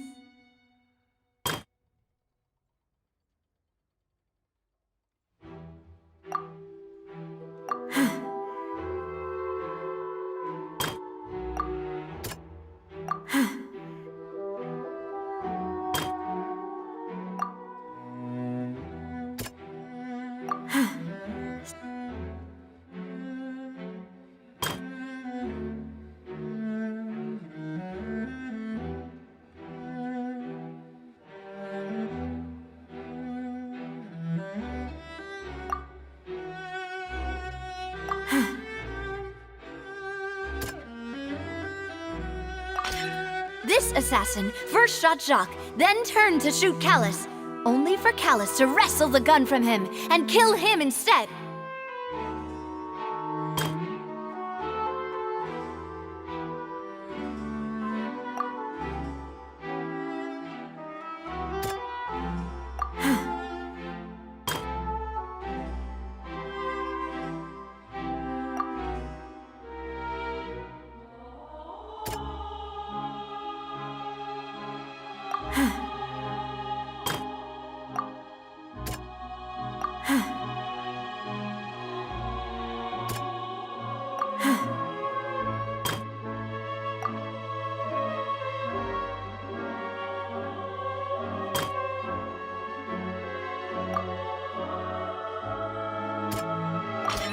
A pile of clothing was found at the scene. The guards once believed they were used by Jacques as a costume to disguise himself. But now, it is clear that the clothes were proof that there was a third person at the scene, and that they were turned into water after committing the murder. Since it was raining that day, the culprit was confident that they could use the rain to wash away all traces of their dissolved accomplice. Realizing this, the true culprit caused the hired assassin to dissolve into water, leading everyone to believe Callus was responsible for Jacques' murder. This is the true version of events.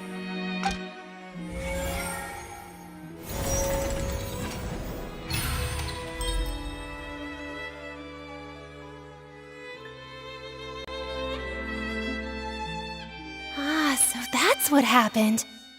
Wait, you're telling me something as dangerous as water from the primordial sea has been used for all these years? What a great theory. It also explains Callus's and Jacques' respective motives. I guess they didn't shoot each other after all. Mr. Marcel, you are the one being charged with the crime. You should provide a rebuttal if you wish to prove your innocence. Ah, but I think I agree with everything Navia just said. In fact, there was nothing in her speech that directly implicated me. Then, may I ask some questions? In my opinion, we primarily need to determine two things. One, do you have the evidence to back up your claims? I'm afraid not. At least not at this very moment.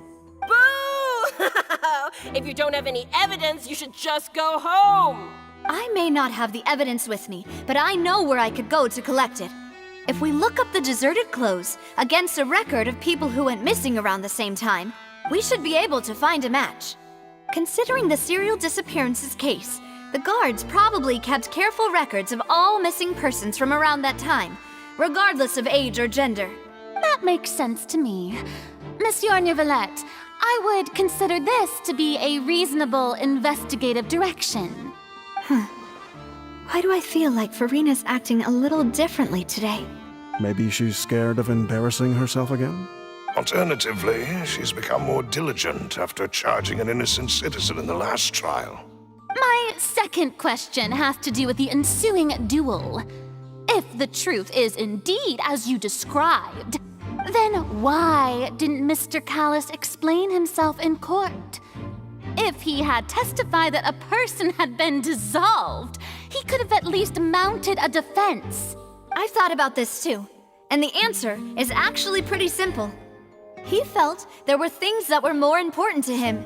The dissolving power of water from the primordial sea is an important secret for the true culprit of the serial disappearances case. My father could have exposed it for all to see, but he chose to take it to the grave. At that time, Spina di Rosula was in dire straits, and his reputation had already been shattered. He had no guarantee that going forward with the truth would allow the culprit to be brought to justice. What was certain, however, was that it would paint a gigantic target on my back.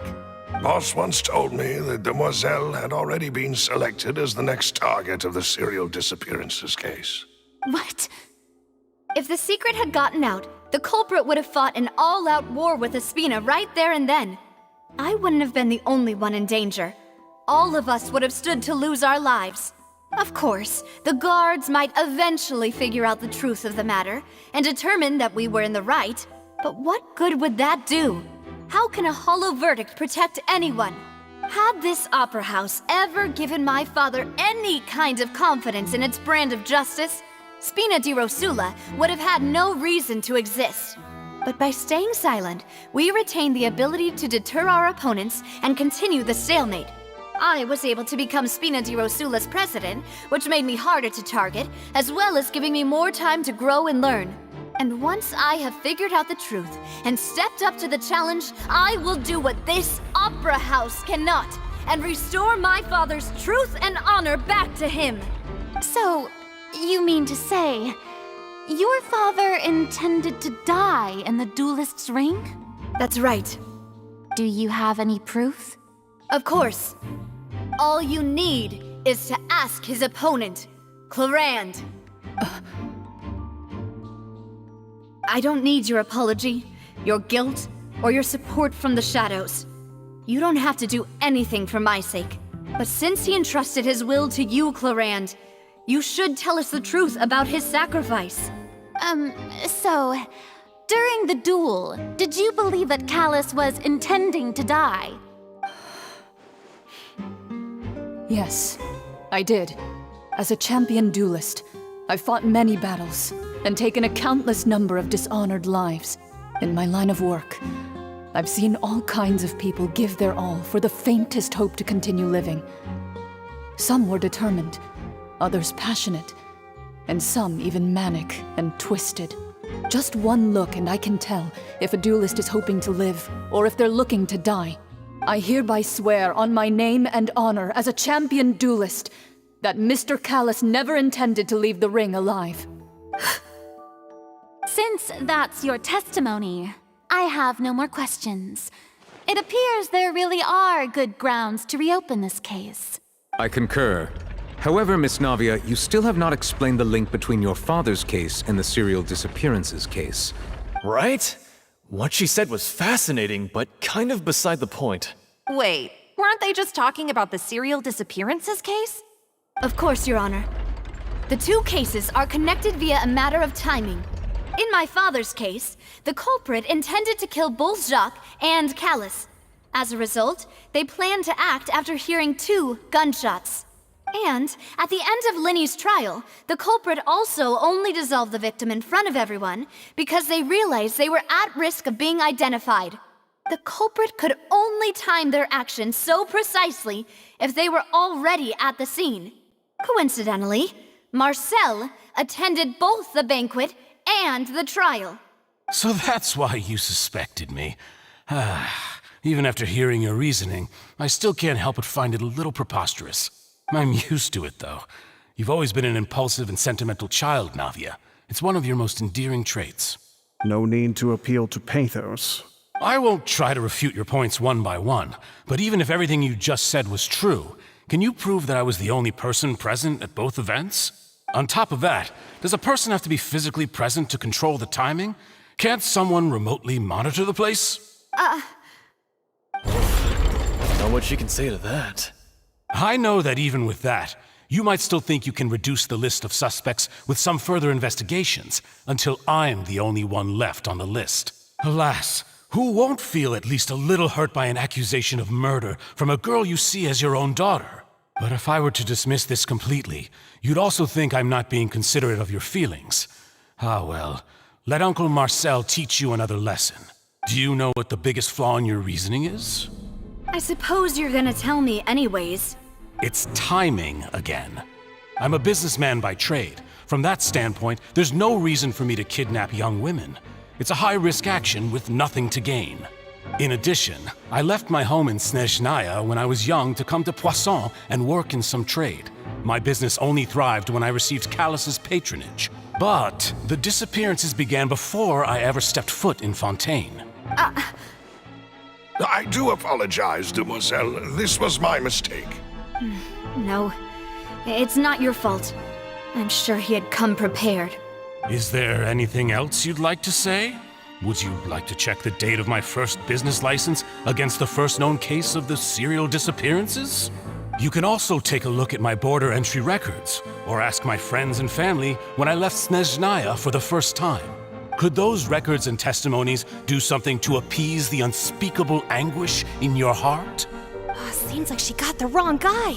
At this rate, Navia will be convicted for falsely accusing him.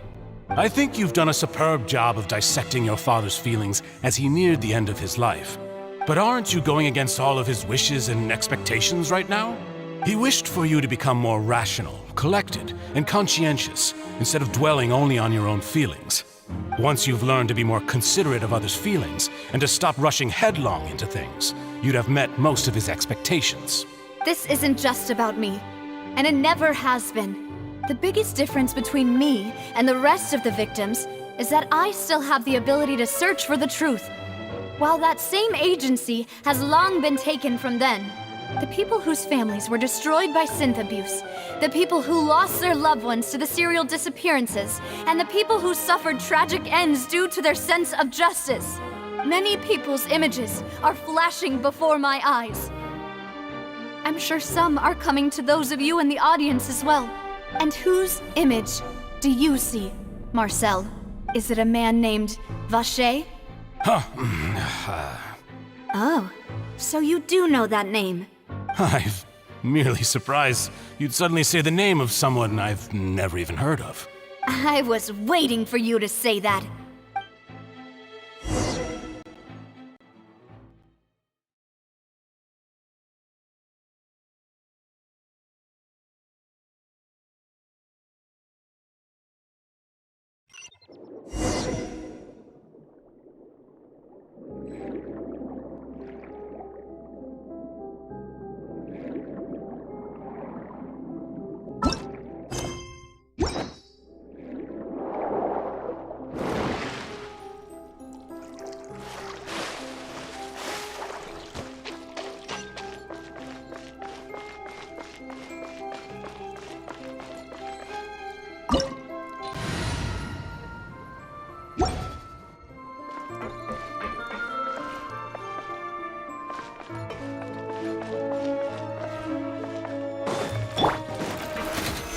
Stabilize! Illusion shattered! Let's play! Think you can get away? Brace yourself!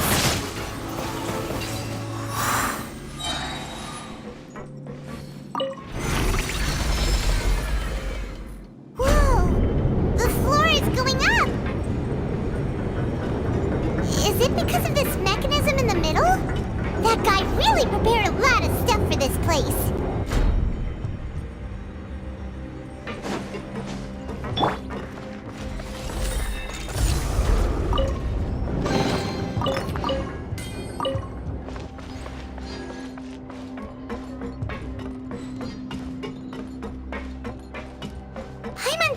We need to go up, but Paimon doesn't see a way.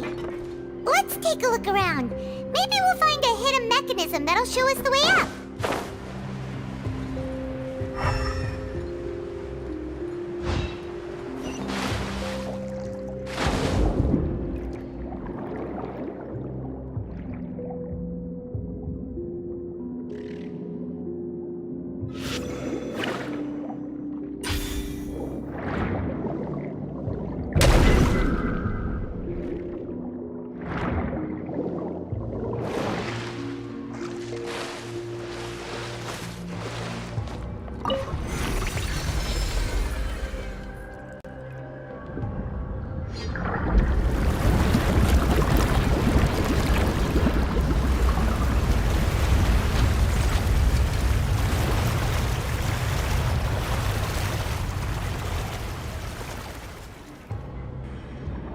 The water level is rising! Now we can swim to the top! But this is still a ways away from where we need to go.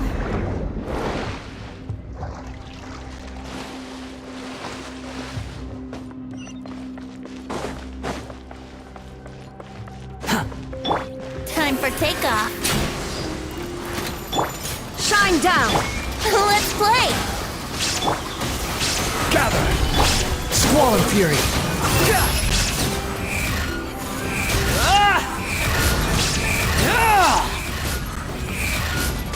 You dare to gaze upon me?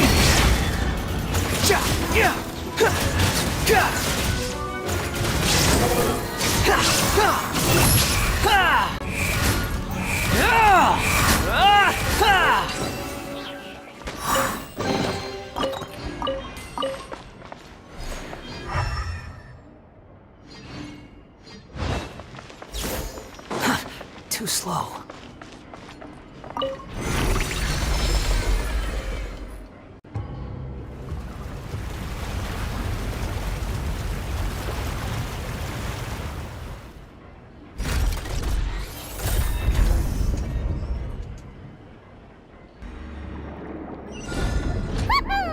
Now the path is clear! Let's go!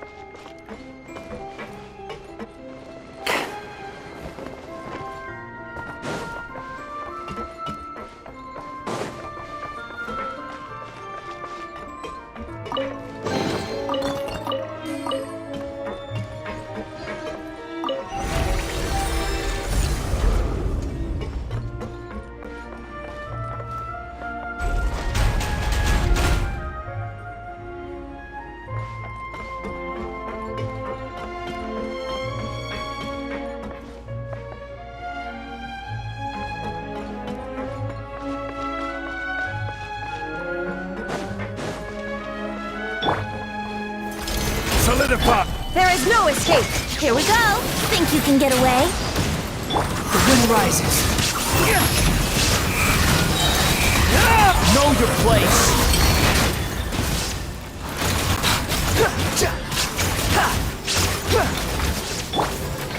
Stabilize!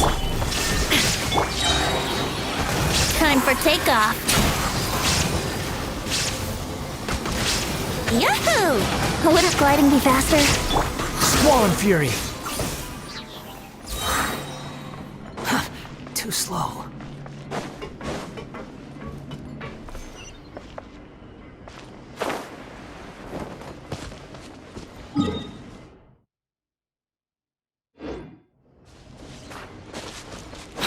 following me. Huh. Whew. After all that, we finally made it to the innermost sanctum. Though, as expected, the mastermind isn't here. That's right. Then let's hurry up and find some evidence so we can get back to the Opera House and help Navia.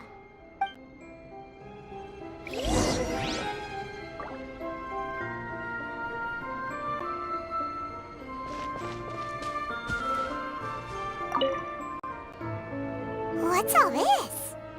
Aw, it's a bunch of really cute things. Pink accessories, a hair tie, a necklace, even a makeup box. Oh, Paimon sees it too, but why are all these cute things labeled with different girls' names? Huh? You mean the girls from the serial disappearances? They were brought here? And then they were turned into water. And all the boxes of things, these names. That means... Oh, this is terrible!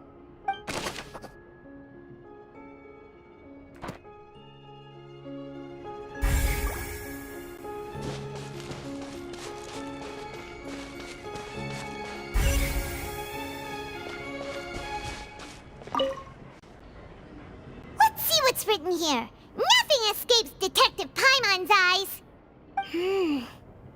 Callus. Navia's father. Oh, this seems to be an investigation report on him. Yep, it's about finding someone to assassinate Jacques and Callus because of a lack of confidence that Jacques himself would go through with it. This should prove the existence of the third person, right? We still have not determined the exact content of the key information Callus has passed on to certain members of his organization. The old dog's a real menace to deal with. Even if he abides by the promise he's made to us, he will still have the upper hand. He can act whenever he wants to make our lives miserable. The only option left is to remove him from the picture entirely. I concur. Let's send someone to kill him. He won't declare war as long as we don't touch Navia. Oh, seems like we've got a bunch of correspondence between the higher-ups. They're all just so evil.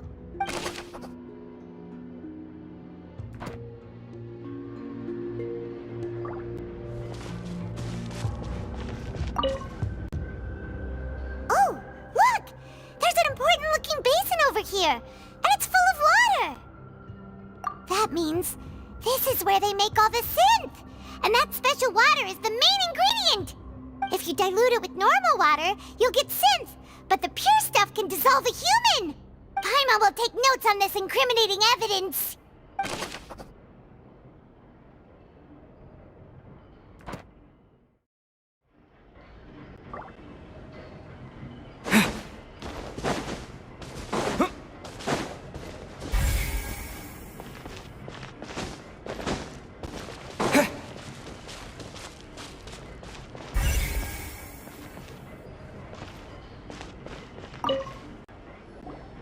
Whoa! There's so much synth here!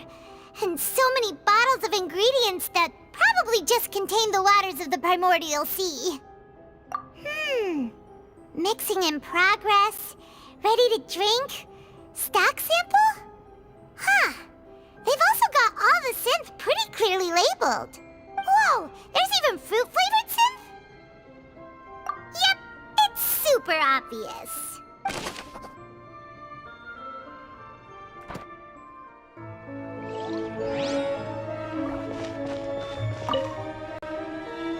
What's this over here?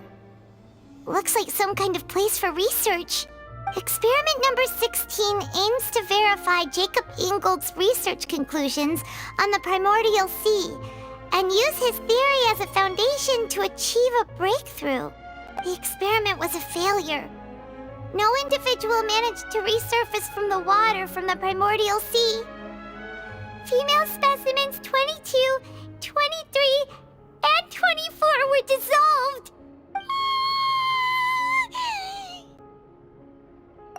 sorry, Traveler. Paimon will try her best. It's just that Paimon's never read something so scary before. How can someone write something that terrible in such a matter-of-fact tone? You read the rest. Paimon's too scared to keep going. So that's why he did all of these experiments. Wait, did he really think he'd be able to find a way just by dissolving people over and over? That's just insane! Huh? Isn't that the name you heard by the fountain? Paimon thought he was an eyewitness in the serial disappearances case. Ah, you mean Vacher is the one who did all of these... experiments? So that's it! Vacher was no victim, but personally took his lover and... No, that's not it either! If that's the case, why would he want people to resurface from the water? In any case, Paimon will write it all down.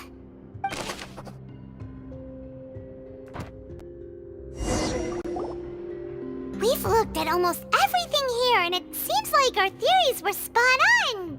But... yeah, we haven't found anything that reveals his true identity. No wonder even Neuvillette wasn't able to find anything. Whoever it is probably destroyed everything to do with that name a long time ago. That way, even if we bring all this back to the opera, we won't be able to identify the true culprit. Sure thing. Paimon won't admit defeat to this guy either.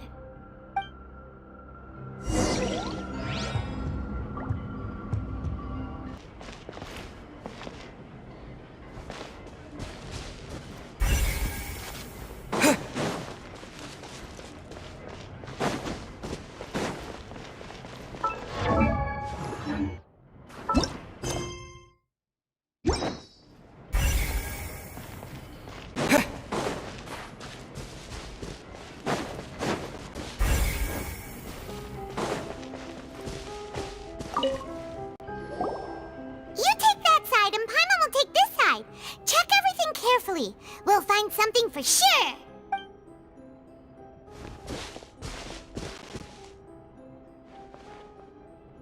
Ugh, nothing at all! And Paimon can't even find snacks either! Whoa, really? Let Paimon see! Vinier. Isn't that Vacher's lover's name? Then you found her diary! Let's see! Aw, it's just a normal diary chronicling their love story. She was so sweet, too.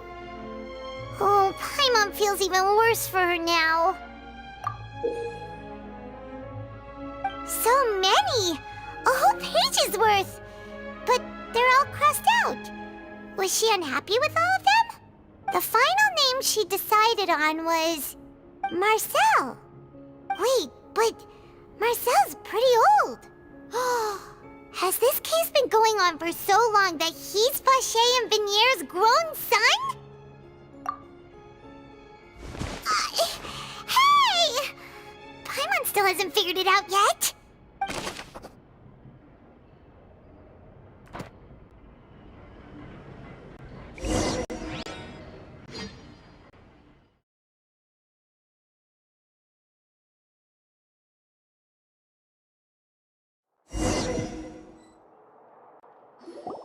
And whose image do you see, Marcel? Is it a man named Vacher? Oh, so you do know that name. I'm merely surprised you'd suddenly say the name of someone I've never even heard of.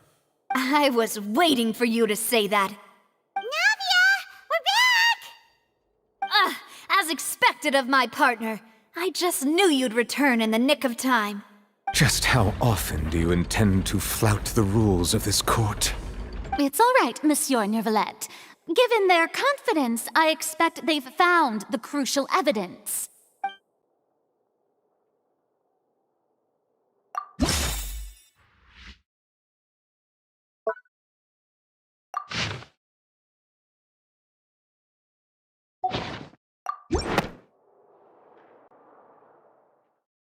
But the truth of it, Marcel, is that you've always been Vache. Huh? We've investigated your lair, and we already know everything! After your lover, Venier, was dissolved, you kept abducting young women to experiment on the hopes of bringing her back to you! You even created Marcel as a new identity, and destroyed all records of your past as Vache! So that's it. Even the villains in opera performances rarely go that far. And with that, Marcel's motive has now been established. This information regarding your past also dismantles your prior timing defense. Well, Marcel, do you know where you went wrong? You fixated your gaze on the lover that passed away, instead of paying attention to the living people around you. So, you never noticed how we changed, or how we grew as individuals. You also never understood Boss's real expectations for his daughter. Or our determination to see things through. Your determination. Mr. Marcel, please speak up now if you would like to defend yourself. Otherwise, the trial will move on to the next stage. Do you really think I wanted to do any of this? Pay attention to you? What for? Have you ever paid attention to me? Ever empathized with my pain? Ever known how it feels to watch the love of your life dissolve right in front of your eyes? No one helped me. No one even believed me. All those decades ago, even the officers from the Maison Gardiennage were laughing at me. They said there's no way a human being can turn into water. So I must have gone mad from grief. Vinier's death was brushed away by all of you as if it didn't matter at all. Well, now you know, don't you? Ha! Well, it's too late now. All those who were dissolved are gone forever. You only have yourselves to blame. You set up this ornate opera house in pursuit of your so-called justice, your beloved drama, while turning a blind eye to the suffering of the people. Venier is dead. We promised each other that we would always be together. Wherever she goes, I will follow. But I'm not from this blasted place, so I can't be dissolved, no matter what I do. Hey, is that water from the primordial sea that he's drinking? I can't dissolve! Can't dissolve! Can't dissolve! Do you all see? I can't go, I can't follow. So if I can't go where she is, what choice do I have but to try to bring her back? I did all of that, and in the end, that accursed Callus still got the better of me. I spent my entire life living on pins and needles, only to get stabbed by his idiot daughter at the very end. The suspect is exhibiting signs of mental distress. Guards, please restrain him. Don't touch me! Don't anybody come near me! I still need to save Venier. A promise. We made a promise. Venier! Please, Venier! Don't think badly of me. All I want to do is fulfill our promise. At this point, the verdict of this trial is clear. With Mr. Marcel's conviction, the charges against Mr. Tartaglia no longer have any basis. Fine by me. I was in a bad mood, but after a show like that, I'm actually feeling pretty good. Traveler, please submit all the evidence you have collected to the guards, so that I might review and summarize the truth behind the serial disappearances case. The man now known as Marcel was originally named Vache and worked as an adventurer with his partner and lover Venier. During an underwater expedition, Venier accidentally came into contact with water from the primordial sea and was dissolved in front of Vache as a result. Vache learned of the primordial water's existence through the work of others and began to kidnap young women for research, with the goal of discovering a method to restore Venier back to life. To cover his tracks, he invented the new alias of Marcel and began to operate a business in Poisson. During the course of his research, Vacher discovered that a diluted concoction of water from the primordial sea can induce feelings of euphoria, and began to manufacture and market synth. However, as he accumulated wealth to fund his continued research and expanded the scope, he came into conflict with Spina di Rosula. After exchanging blows with Spina di Rosula for many years, Vacher decided to assassinate their president Callus at a banquet. Although the assassination did not go as Vacher expected, he was able to turn Callus into the murder suspect by dissolving the assassin he sent to the scene. And just recently, Vacher attempted to frame Linny as the culprit of the serial disappearances case, using a similar method. However, his attempt to frame Linny failed, and the power of water from the primordial sea became public knowledge.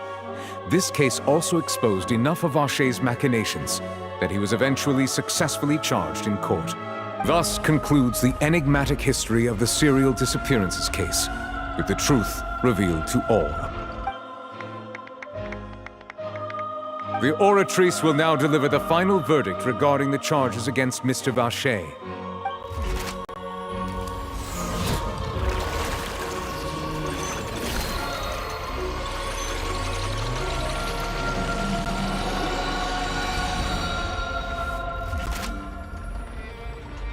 According to the judgment of the Oratrice Mécanique d'Analyse Cardinale, Mr. Vacher is guilty. Guards! Take Vacher away. Good. It's what he deserves. With that, the serial disappearances case is over now. We really just witnessed history. Who would have thought the true culprit would be such a polite and well-spoken guy? Yippee! We helped Navia bring the bad guy to justice! He's hurt so many innocent people and now he's finally getting what he deserves! Huh? Are you okay? Demoiselle, you were absolutely brilliant. The day our late boss had always hoped for has finally come. You can rest easy now, knowing justice has been served. Yeah. It's finally over. It's all thanks to you guys. And my partner. See, Papa? Spina di Rosula's still doing well with me at the helm. Well now, hasn't this been a most delicious piece of drama? The villain has been caught, justice has been served, past wrongs have been righted, and it's a big ol' happy ending. Since it's been such a great show, I'll just let the false accusations against me slide. Either way, I've still got some business to attend to. So, if you'll excuse me... Please wait just one moment, Mr. Tartaglia. What now? None of this has anything to do with me. According to court protocol, since this trial was initiated due to a charge against you, a verdict must also be made regarding the initial charge before the trial can conclude. Oh, come on. Is this really necessary? Haven't you already caught the real criminal? Isn't it time for side characters like me to exit stage left? Please respect the laws of Fontaine. This has always been the rule. All right, but this sure is a lot of hassle. All I need to do is stand over there, right? Let's just get this over with. Through evidence presented in the public trial that was just held, it has been established that Mr. Tartaglia has no direct connection to the serial disappearances case. The guilty party has been identified, and thus it is logical to suppose Mr. Tartaglia is innocent of the charges. We now turn to the Oratrice Mécanique d'Analyse Cardinale to render the final verdict on the charges.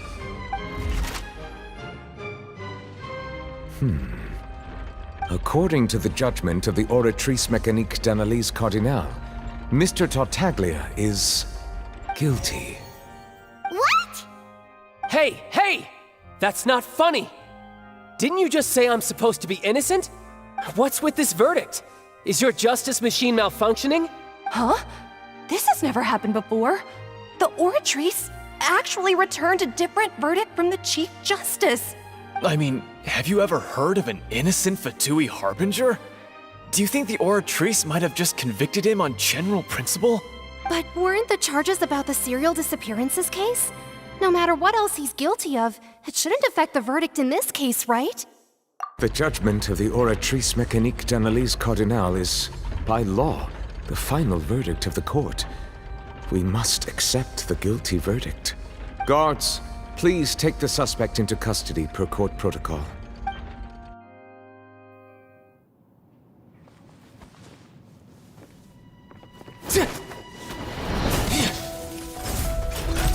So this is how justice is done in Fontaine.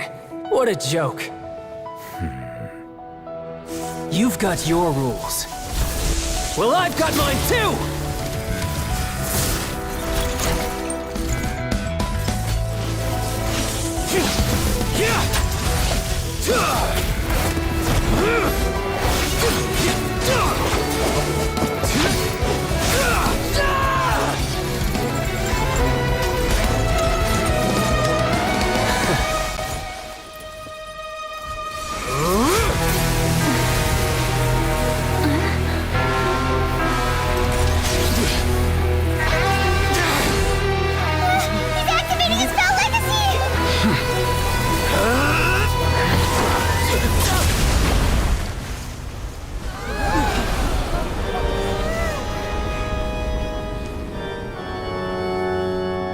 I am sorry. If you have been wronged, we will find the truth. But the rules of the court must be upheld.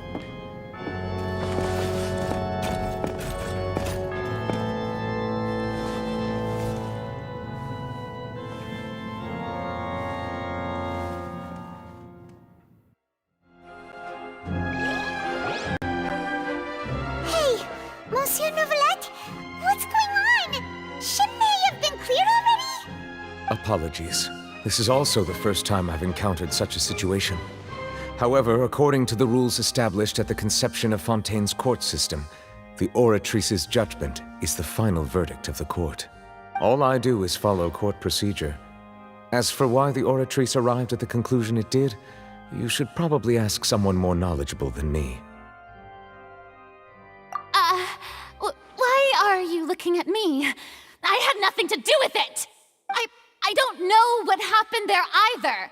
Hey, stop staring at me! What does Lady Verena mean by that?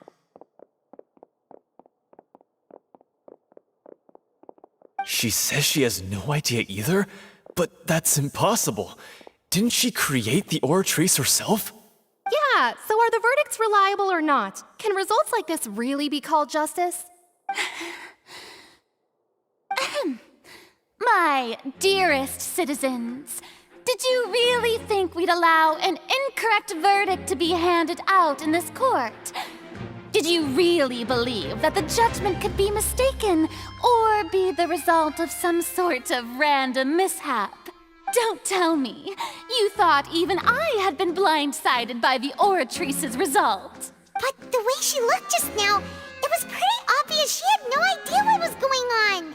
However, given the state of things, I shall give you an explanation. Everything that just took place, including my supposed shock and bafflement, was a part of an elaborate performance, with every action meant to stir up drama and excitement. And, of course, for every performance, there is a script. Everything has unfolded exactly as I expected from the very beginning. As the embodiment of the very concept of justice, the Oratrice shall never render an arbitrary judgment! If you thought Child had nothing to do with the serial disappearances case, it is only because you've been blinded by the superficial appearance of innocence. Everything he's done, not to mention the danger he poses, are beyond ordinary comprehension and completely unforgivable! All shall be revealed in time. You will come to understand my noble intentions, as well as the absolute correctness of the Oratrice's verdict.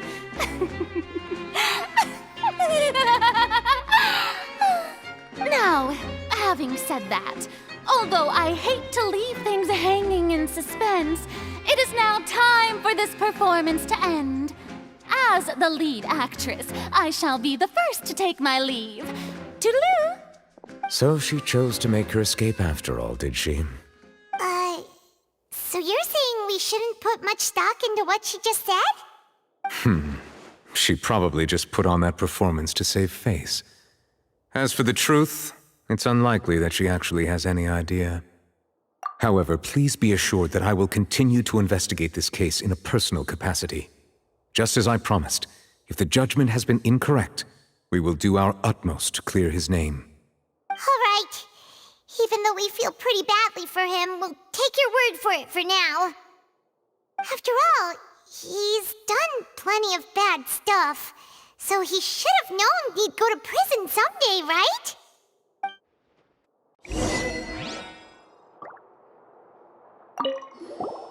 Oh, Monsieur Nervalet! That power you showed when you took him down. Who are you really? I'm the Chief Justice of Fontaine, of course. If officers of the law lack the strength and capability to enforce it, then it makes a mockery of justice.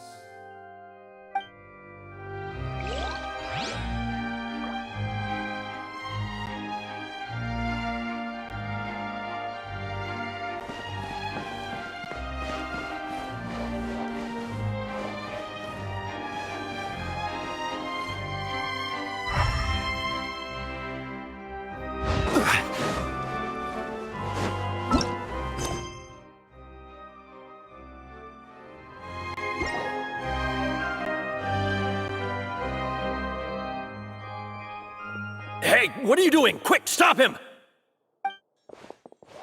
Traveler! Hey! Traveler! Marcel! What are you doing over here? Stop resisting arrest! Cease, or we'll add another charge to the list. No, wait! I just want to ask the Traveler something. I'm not looking to run away. Please, just let me ask this one small thing. Go on. Thank you. I was being led away when I finally realized something. Where did you first hear the name Vacher? I erased all records of that name. So, unless... Are you still trying to prove your innocence? Give it up. You've already been convicted. Really? You did? You're sure? You met her? But how could that be? How did you manage to do it? The Fountain of Lucine? Then she's been so close to me all along. And I just never... Please give me a chance to talk to her again. Just let the Traveler take me to the fountain to see her one last time. This is the last request I'll ever make in my life. You can do whatever you want to me afterwards. I don't care. What? Give an inch and you want to take a mile? Do you think serial killers get to make requests like that? Paimon agrees. Why should we give him what he wants when he's only done a ton of super terrible things? This request, is it worth as much to you as your life? Of course! Wait, no. It's worth even more than my life. Humans. Will they betray the instinct to live just to satisfy spiritual needs? Very well. I will grant your request. Your Honor, I fear that... I will go with him. You do not need to worry about any escape. In that case, I shall leave him in your most capable hands, Chief Justice. Thank you, Your Honor.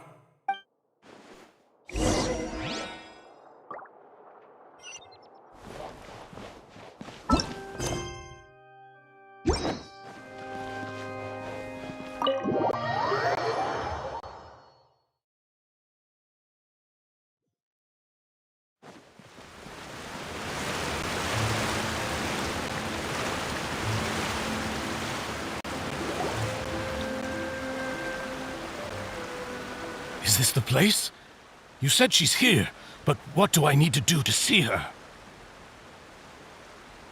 Yeah, and even Paimon could hear her after drinking that thing. Didn't you just drink a lot of it on the stage as well? Oh, in that case... Vacher! Ah! Yes, that's it! So you heard it too! Vignier, it's me! It's me, Vacher! Vacher? Vacher! I'm here! Where are you, Vignier? I'm coming for you. I'm finally here for you. Hey, wait! Be careful! Hey, wait!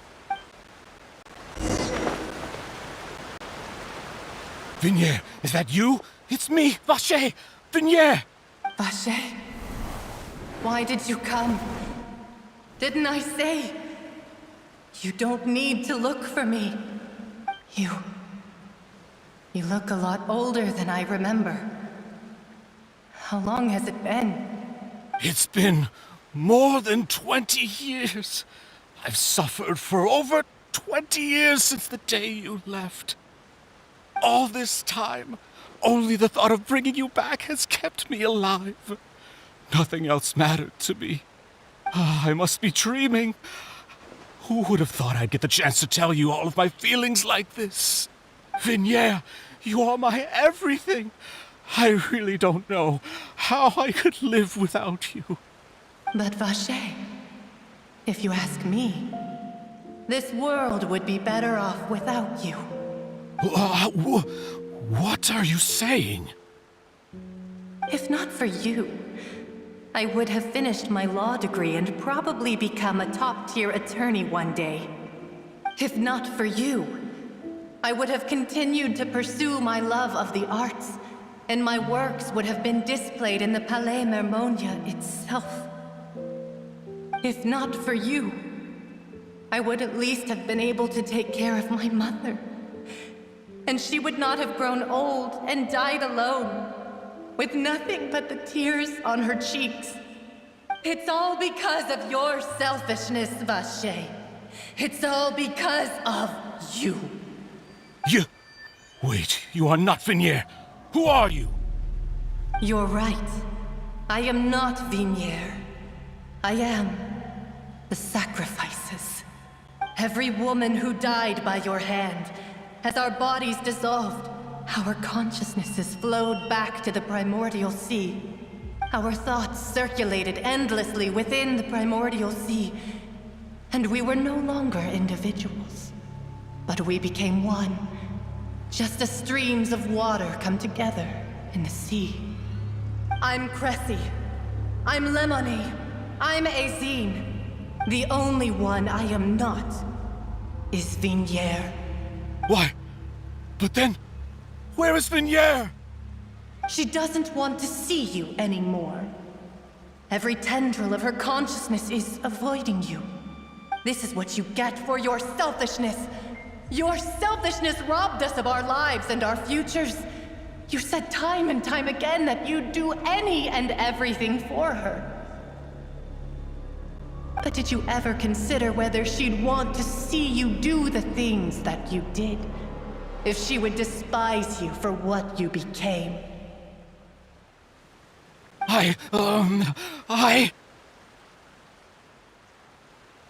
You are a liar, a heartless murderer, and a cowardly narcissist. The only thing you are not is Vignier's beloved. From the moment your first victim died and her consciousness merged with Vignier's, she has had nothing but pure hatred for you.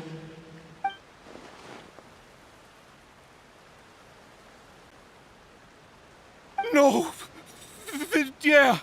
She can't hate me. Let me see her, please. Have mercy. You still don't understand. When I said don't look for me, that came from the real Vignier. She really doesn't want to see you anymore. But on top of that, she also said that because it's her final drop of pity for you. She said that because she knew that if you did come here, we will show no mercy to you. Vacher. Vacher? Vacher. Vacher. Vacher. Vacher. Drown.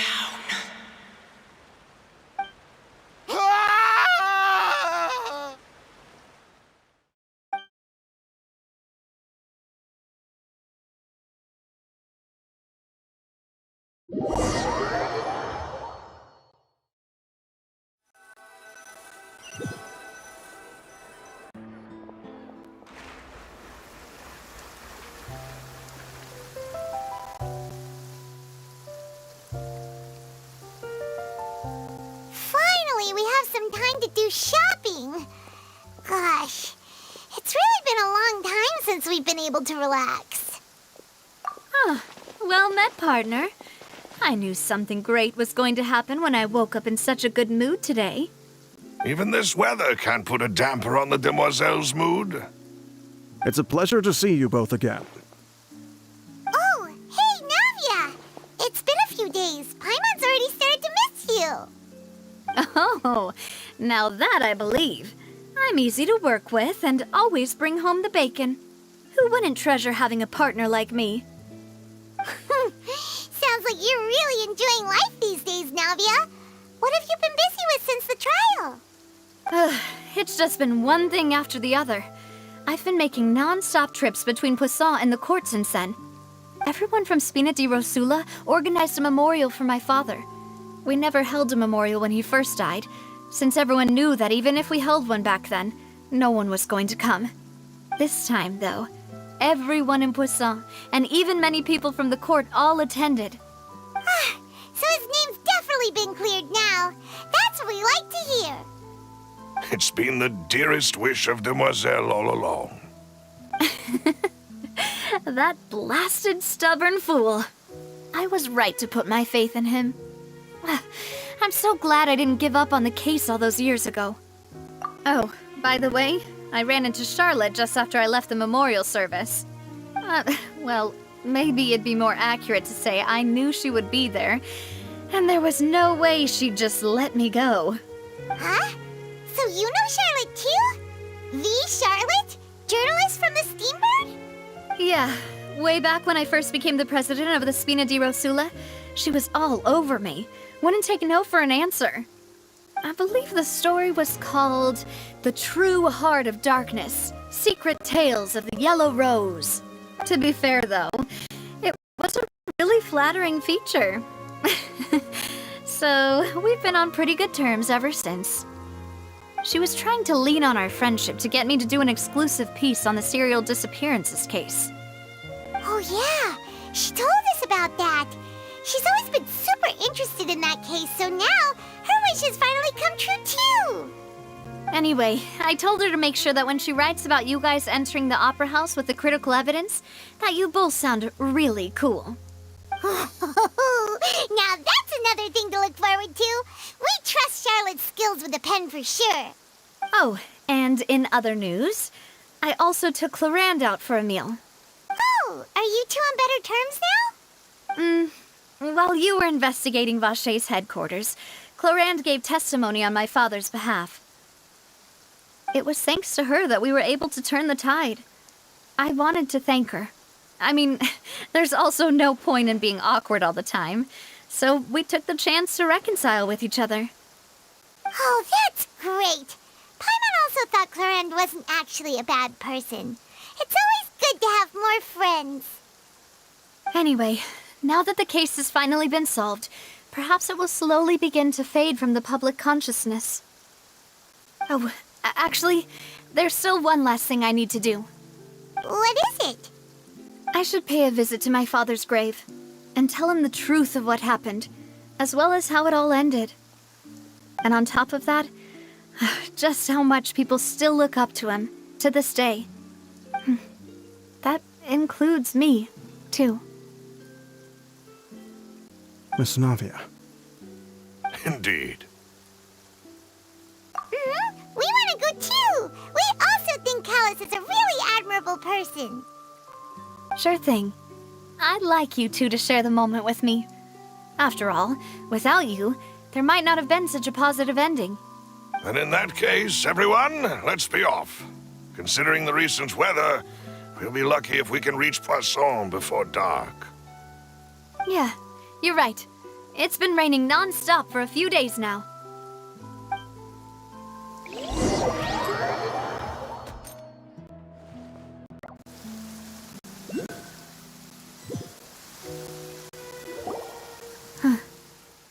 This is where my father's grave is. To be perfectly honest, even I haven't been back here for a long time. Huh? There's someone there already. Wait, that figure. It can't be.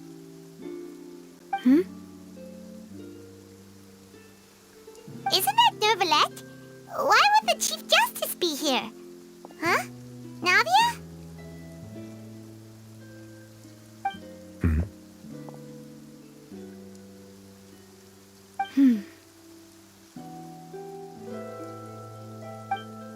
My apologies. I should have asked before coming to pay my respects. Don't say that. Sorry about that. Oh, I was trying to say there's no need for you to apologize. I wanted to show my father how much I've grown, but still, I doubt I've grown to the point that even the Chief Justice would feel compelled to apologize to me over and over. In that case, I will stop apologizing for now. You really could use some pointers on understanding human emotions, Monsieur Neuvillette. In any case, why did you come to Poisson? Well, ever since that day, I've been turning a question over and over in my head. Just what is justice anyway? There was once a time when I didn't want to believe that there could be anything more important to humans than life itself. Oh, rather than that, it's probably more truthful to say I didn't believe humans were capable of resisting the most basic instinct of living things. That they could rebel against their own nature, or consider certain things to be more important than their own lives. Which is also why I didn't stop your father from beginning that fateful duel. I believed that a truly innocent man would never throw away his life like that. That there was nothing, should have been nothing more important than one's own continued survival. But Mr. Callus proved me utterly and decisively wrong. If not for his sacrifice, the serial disappearances case would have remained unsolved to this day. Mr. Callus made the choice he did for his daughter, for his associates, and for many people completely unrelated to him. And in the end, from a certain perspective, one could say that he did it all for the sake of justice. A justice that's higher than life itself. So, you asked me why I came here. I just wanted to say my apologies to Mr. Callus in person. I should have noticed all of this much sooner. This regret has filled me with a sadness that has haunted me for days. That high and mighty chair in the Opera Epiclese indeed insulates one from many important things. Spina di Rosula, thank you so much for your hard work and perseverance.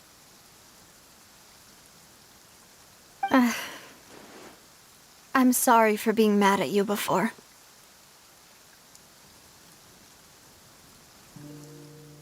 So, you're actually one of those types that's cold on the outside, but pretty thoughtful on the inside, huh? That reminds me of Silver, one of my guys. Sorry about that. Self-expression is not one of my strong suits. Didn't I just say you don't need to apologize? Ah, so Navia and Neuvillette seem to have made their peace as well. Let's not disturb them for now. We can wait till after they're done.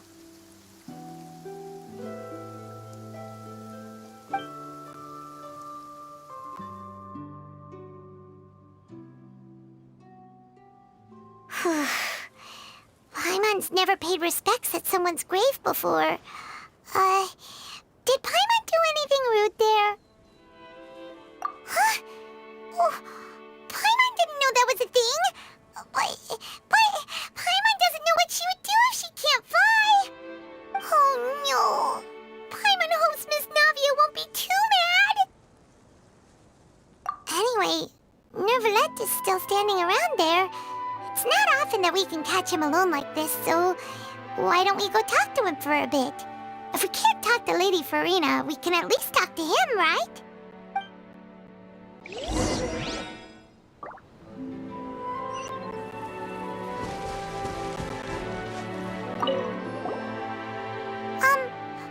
Paimon's really sorry, Navia, but Paimon did something pretty disrespectful just now. What are you saying, Paimon? I don't think I get it. Well, aren't you not supposed to fly around someone's grave? Huh? Who told you that? Hey, Traveler! Why did you mess with Paimon again?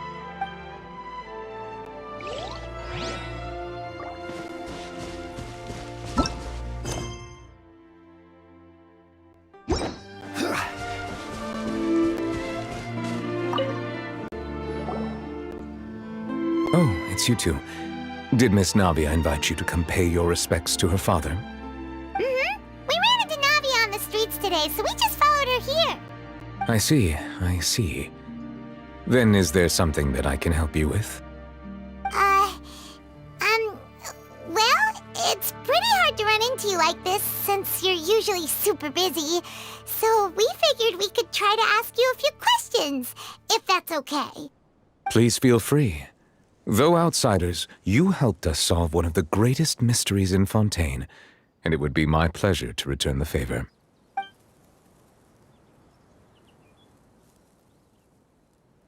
So, at court, the bad guys referred to that special water as water from the primordial sea, but what is it really? Truthfully, that name is already quite accurate. I can only surmise that Vacher and his ilk only learned of its nature and existence after extensive research. There used to be a special sea on the surface of this planet. The nature of its seawater was rather different from that of the sea we know today. Most of Tevat's life forms were first born in that special sea.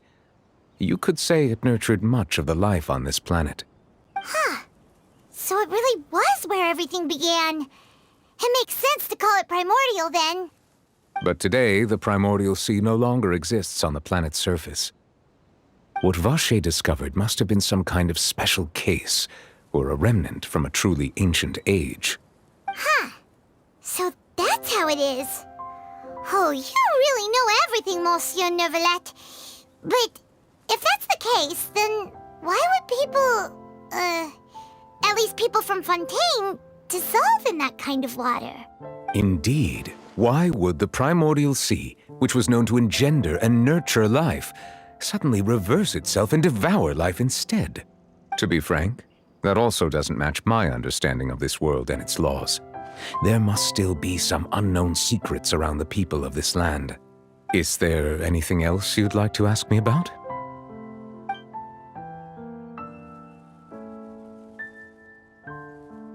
That the sea levels will rise and everyone will be dissolved in water, leaving Farina crying alone on her throne, but the sins of the people will be finally washed away for good.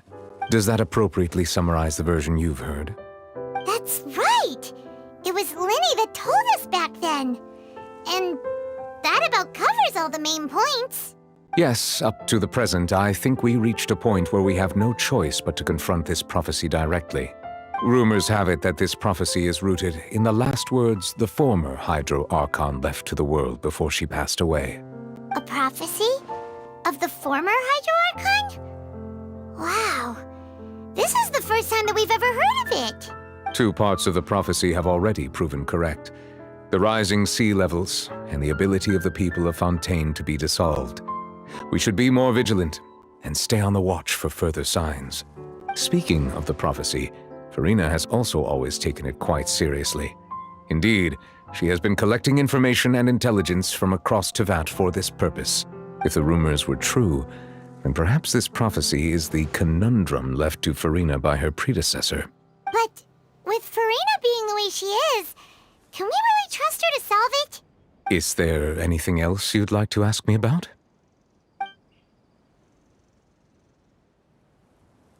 My apologies. My investigation has still not reached its conclusion. However, I still believe the judgment of the Oratrice was not rendered arbitrarily. Huh? But you also said you thought he was innocent. For many years, I have been quite aware that the Oratrice does not simply mechanically repeat the verdict that I give on each case.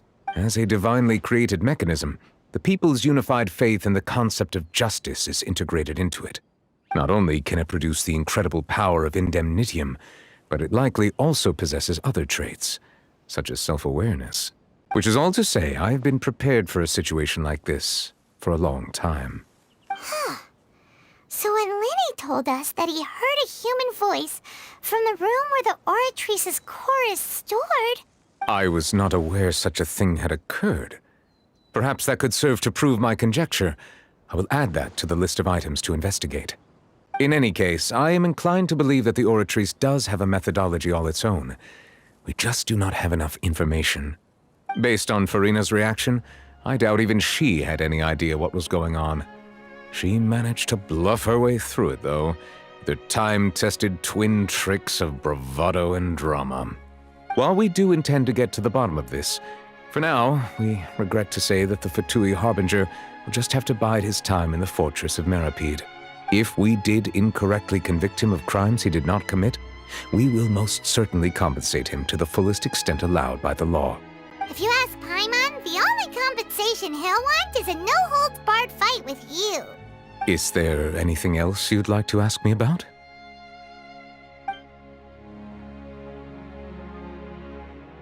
Your sibling, another blonde-haired traveler. I'm sorry, but I've never seen anyone who matches that description. If she ever stepped foot in Fontaine, I'm sure she followed our laws to the letter and had no reason to appear on the stage of the opera Epiclese. Is there anything else you'd like to ask me about?